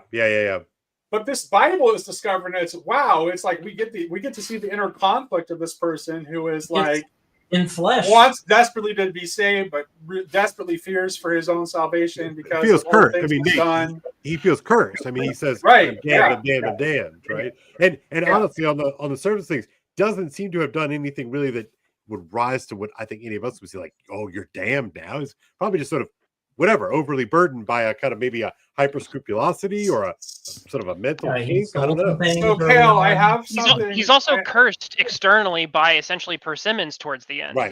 Once again, we have that external force who's like, "No, I don't care what you experienced at revival. I have damned your soul to hell." And ultimately, I think that's shown to not be the case. Correct. But at least there's some toying with that is, to me at least, very horrifying and uncomfortable. There's something, just one little point, there's something again that's just so beautifully British culture can do this so exquisitely, to the extent that I think we have trouble. We're just a little more vulgar in the negative sense with our use of language, but they can play with those kind of situational tragedies where you've got someone like Barbara, again, like at the edge of the abyss, and you see all the work that it takes for evil to manifest and to do its dark, right. And then you see the effortlessness in which goodness comes in, and Prester John in that liminal space just sweeps her right off her feet and brings her safely, as if she was never a threat, threatened by that scenario at all. And there's that denouement is just so it's so beautiful. If we didn't have those moments in the middle of the story, this book might be too dangerous to be in any bookstore. Well, no, but here's the thing, Matt. But he nails it though, right? He nails it with both with what's the name of the guy who was murdered, whose body was found at the beginning. I can't remember his name. Oh goodness. Dang it. Yeah. But the notes in his Bible express the exact same kind of scenario as what Barbara is going through after the ointment is applied to her, right? And ultimately, both of their fears are demonstrated to be ungrounded. James Montgomery Pattison is the guy. Yeah. Thank you. Yeah. Mm-hmm. I was just looking for. There was a conversation between Prester John and Mr. Batesby that really struck a chord with me, but I can't remember why.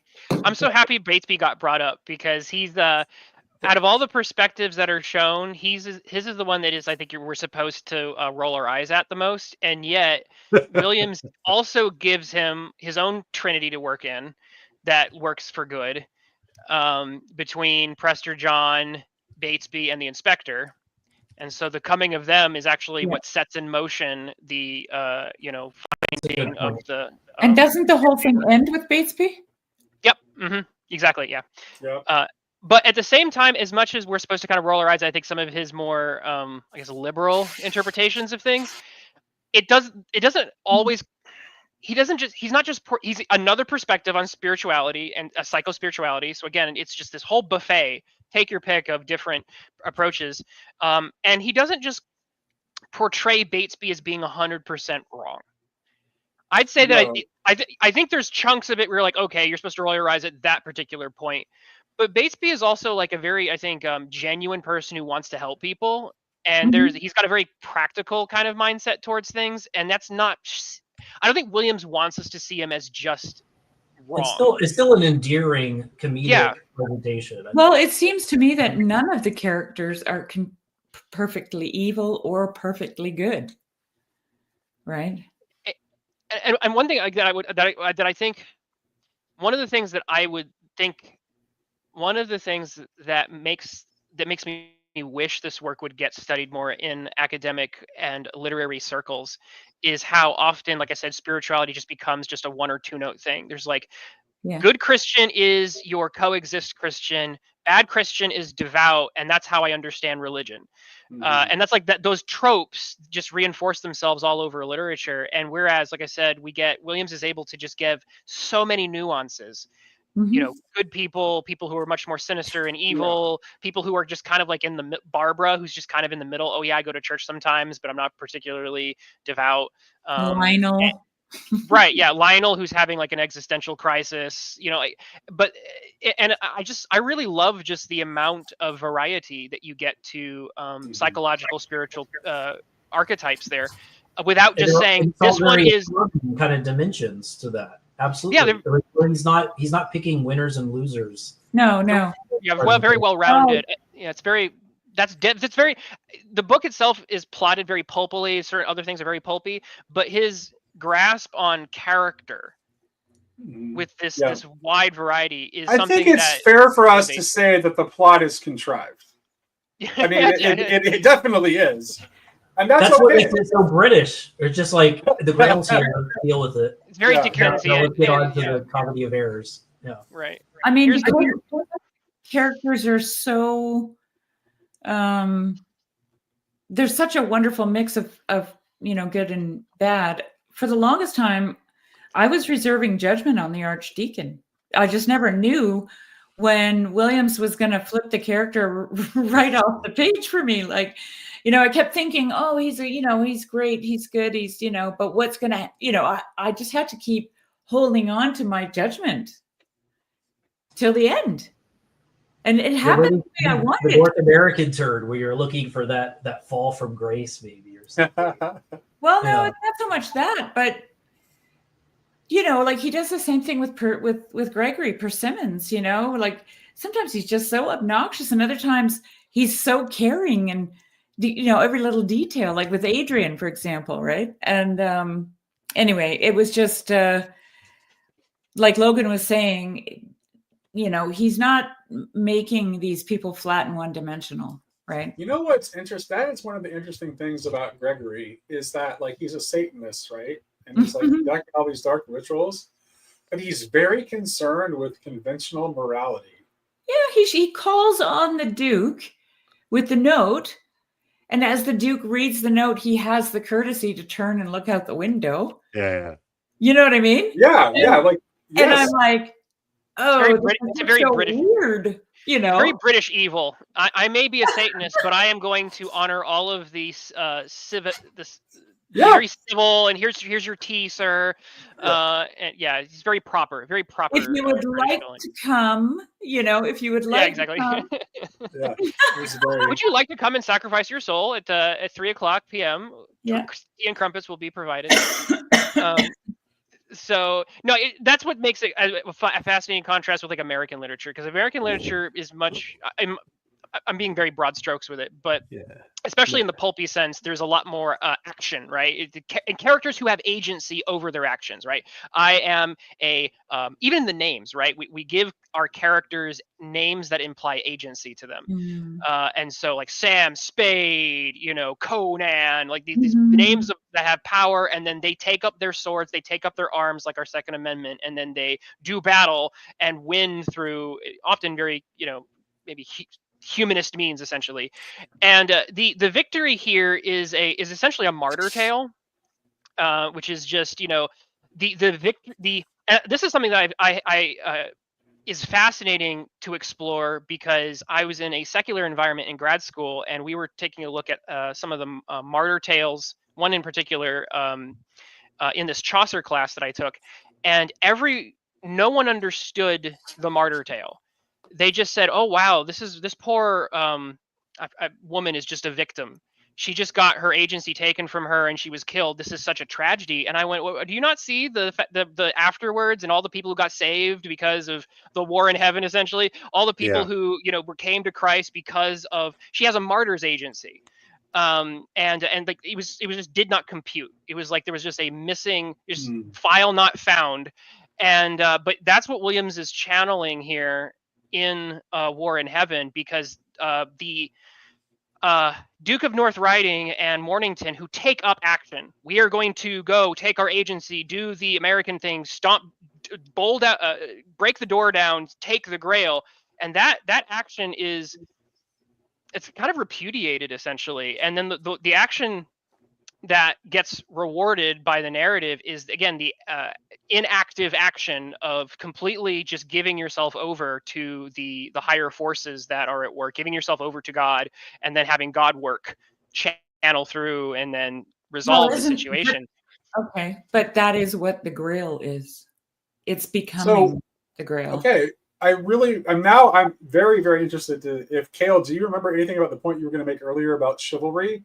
Because I think like that is the point where you got to save chivalry. Talking about chivalry enters the discussion, because from what Logan said, it doesn't sound like Charles Williams approves of chivalry very much, but he's writing a Grail story, and he wrote a huge collection of Arthurian poetry. Yeah. So maybe rather than a repudiation, there's something he's trying to say something complex about it. Do you have any thoughts? That's fair. Yeah. I mean, I think why did the whole mechanism sort of exist, right? That the knight, chivalry exists as a kind of an elaborate mechanism. I mean, ultimately, to preserve the sort of defenseless mystery of the Eucharist, right? So no, right? Okay. And so, one of the things that when I do the Gowan story with my students, it's that it presupposes that you're a total badass on the battlefield, right? That just like goes without Yes, saying. that's right. Right. You have to be the biggest, strongest, fastest, best.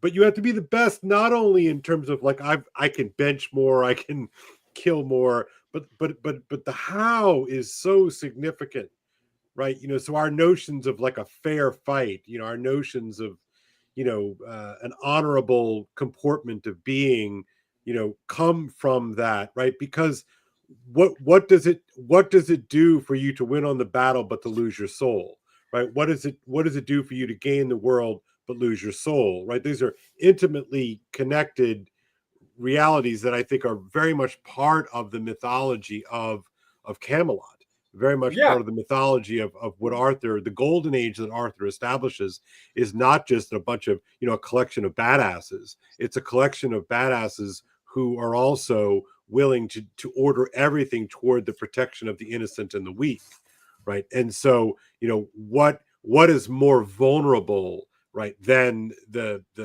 elevation of the Eucharist? And therefore, what is the most vital thing, right? And so this, the knight and the monk thing, that is, people have been kind of talking about the last couple of days, I think is very important here. That the culminating work, right, the opus of the novel is Prester John. This I hate the word celebration here, but the enactment of the Eucharistic sacrifice, in this sort of culminating moment that is also an act of self-immolation, an ascesis, of an emptying out, but also share what you were saying earlier about an absorption, right? That all of it is ordered toward this reenactment of the miracle of miracles, or something along those lines. And so, can you have chivalry without the Eucharist? Can or does it even make any sense outside of the context of the Eucharist? Well, is a priest king a monk knight?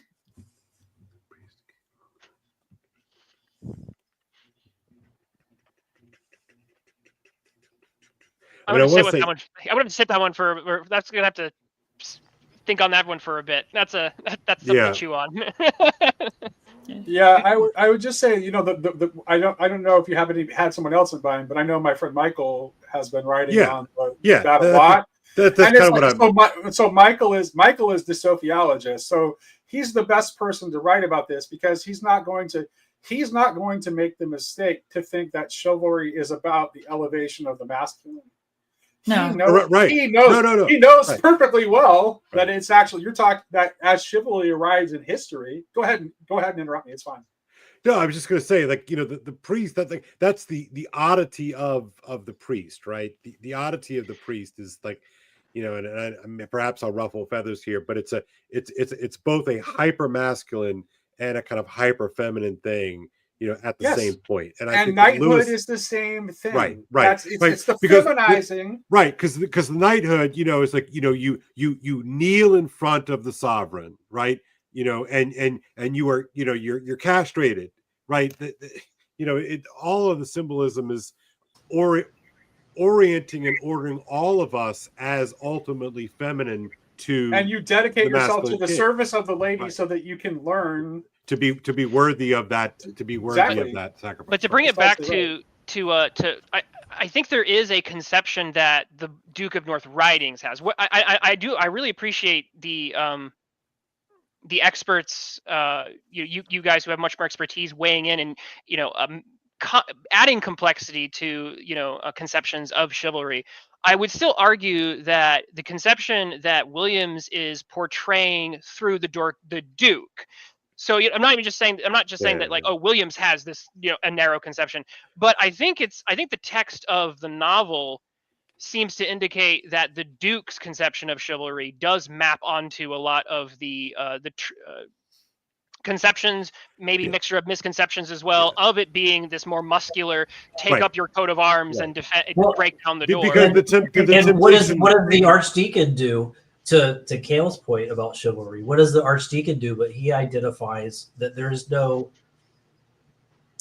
Why save the Grail if you will not be chivalrous? If you will not save the lady, right? Or if you will not give yourself over for the sake of your friend, right? Because submit oneself to God, the Grail is useless Yeah. in itself. Yeah. It's also supposed to not be weak. pointing towards that right action, which he continually identifies as the point, like through which, like the Grail is just a prism through which he can identify that he's supposed to be giving it up, throwing it away for the sake of Barbara. Very chivalrous act, right? Well, Anyway, but Barbara is actually weak and vulnerable, but the Grail is not. So the Grail, the Grail point. appears to us as something that is weak and vulnerable and in need of protection, but it turns out that nothing could be further from the truth. Can I push back for? And the answer to this question may be very plain, but this is just me being a bit of a contrarian. Would the Knights of the Table Round have sacrificed the Grail to save somebody? I'm not sure if I might depend on which Grail legend we're looking at, but do we have, and you guys might be discussing essentially a chivalry that goes past even what the Knights of the Round Table had in some of the poems and stories that we have, which is, I think, very fascinating. But I'm wondering how many of those knights would have actually said, no, actually, I think this cup is actually a little more important than one individual woman in this case. Or they would have used their muscular nature to kill the giant and keep the Grail as well. So the move that the Archdeacon does, even if we can say it is more spiritually chivalrous, I do think it would still have a point of departure from even the text that we have that originated some of that. So the knights who achieve the Grail are Galahad, who is, I think Williams mostly is following Mallory and other late medieval sources, that's probably who he has in mind. And I think that the Archdeacon is a very Galahad-like figure. Galahad is like, unlike Lancelot, who is he's like noble and chivalrous, but he also is like very physical, very brutal. Like Galahad is a very spiritual person, and he's a virgin, and so the kind of knight who achieves the Grail is the one who's actually been most feminized by chivalry. Right? Like that's the knight who achieves the Grail. It's not the one who violently asserts himself who achieves the Grail. Right, it's cultivated. The actual Grail story. Yeah, cultivated out of his kind of like native masculine energies. Right, there's a sort of almost a complete mastery of that animalistic side. Right, Nate? And courage, ultimate courage. Right, like that's core. The Archdeacon is definitely not lacking in courage. He knows what's going to happen to him, and he willingly faces it. And Nate, I'm pretty sure he knows that, like from the very beginning. Yep. Very early on, he basically is like, I love that scene where they're like, why aren't you going to the police? Yeah.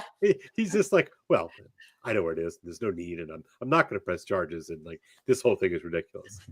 I just want to say, and they're like pulling their hair out. They're like, what do you mean? Like, what are you doing? I want to say one thing to clarify for the sake of our listeners who might take what I'm talking about the chivalry being a feminizing force, not taken the wrong way. I'm not talking about anything related to feminism. Correct.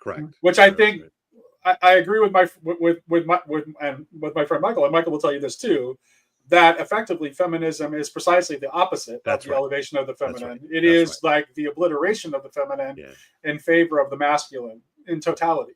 Right. So And and so I don't know. I mean, like I feel like I'm in pretty comfortable territory here with like the Eucharist and like the lady and all this kind of stuff. I mean, again, Logan, I don't really am not doing this in the spirit of picking fights. I'm just thinking, what do you make of all of this mess? Because I'm way more in my comfort zone with this stuff. What do I make of which mess in particular? We have to. The whole chivalry bit and all this, but ultimately the Eucharist, this sort of this action, this liturgical thing. I do agree. I was really resonating with what Nate said, which is the ones that I guess for me it would be that there are gradations to chivalry, I guess. Because I don't think we can say, oh, Lancelot isn't an embodiment of, at least parts of chivalry. I think, right. Yeah. But then, as Nate also pointed out, he doesn't achieve the Grail, right? So there's clearly something. So like you can be chivalrous, you can embody aspects or even a good parts of chivalry without embodying the parts that resonate more strongly with what is seen as core to the Grail quest, the spiritual purity, the holiness even of it. And I mean, not even King Arthur, right? I remember one of the first things when I was reading through some more d'Arthur, it was just when I saw how they mapped Arthur onto King Herod at a certain point, I went, "Oh, this is not the Arthur I grew up reading as a kid." It's just like, cause it really added so many layers of complexity to that whole cast. So the more I'm talking through it, the more I do I think see that the Eucharist and the other sacred elements that the Grail embody do line up with, or at least I guess I should say they contrast themselves with the purely masculine violent energies that you see from the version of chivalry that I personally think that Mornington and the Duke of North writings lead into in that scene where they break the door down. In fact, to I think support that point, Dimitri says that the only reason why he was able to kill Mornington with his magic symbol is because in the moment when Mornington crosses the lines, Mornington has a feeling of essentially hatred towards his enemy. Yeah. And so he basically says, I don't think we would have I don't think the energy, the attempt to kill him wouldn't have worked, except that there was a more violent, essentially, surge, which the desire to slay the dragon essentially is what dooms Mornington to death in that moment. And if he had entered into it in the spirit of Caleb, what you'd mentioned earlier of the, again, I hate to say feminized, but if we're contrasting it into masculine or feminine, or maybe we could say assertive and submissive, perhaps, because you can be we could take the gender away and say assertive or submissive. Well, could we, for me, I'm not I haven't even read the Arthurian tales. Okay. So, but I've heard a lot about it through Nate and others. But the Grail to me it's a receptacle, right? And a cup, both receives and pours out. So it is both, in a sense. I mean, maybe I'm wrong, but just thinking about it, it's both masculine and feminine, right? No, and that would track. I think Williams is definitely unified, because again, I don't think he's just saying, oh, the whole book you're supposed to be more. I think he leans a little more into the submissive aspect of it, because again, I think that the characters who tend to take more of their own agency on their own terms tend to get, maybe repudiated was too strong of a term, but it doesn't seem that their actions prosper. It seems to lead them more astray. You're not wrong. You're not wrong at all, Logan. Because okay, here's if what your idea of chivalry is that chivalry is all about might for right. He's definitely repudiating that idea.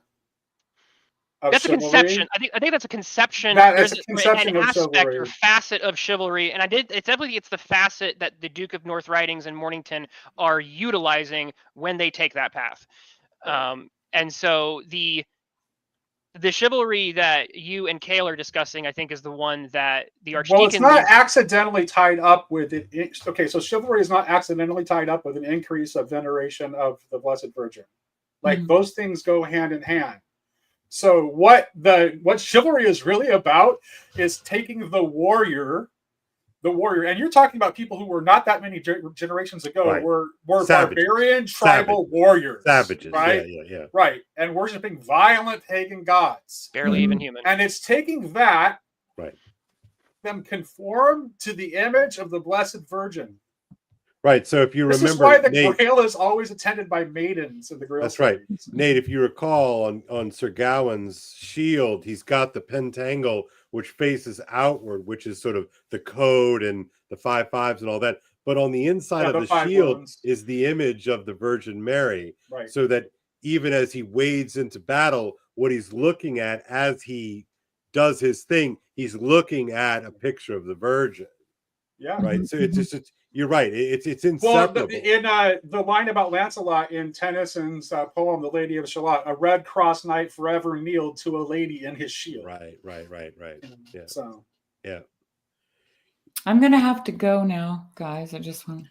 I was gonna say I'm gonna have to actually leave it. That's actually a great time. Thank you. That's a good place to. Yeah, that's a good place to wrap it up. Yeah, this was a pleasure, and I'm really glad, Matt, that you asked us to read the book. Yeah. Definitely. I would not have done it without Matt. So I would have not either. You need it. Thank you, Matt. Really grateful. This is the most simultaneous views I've ever seen on a stream, too. This is for real? Amazing. I don't know if you look at it. Like, it was up to 4. It was over 450. No way! That's so cool. That's so cool. All right. So I love it. Yeah. I love all it. right. Well, this is my first run. This is my first Grail Country run. I don't know how we haven't talked before. I know. It's like we have so many overlapping interests. Yeah. We'll have to remedy that. Oh, well, we're planning the liberalism talk. Yes, hopefully that'll happen soon.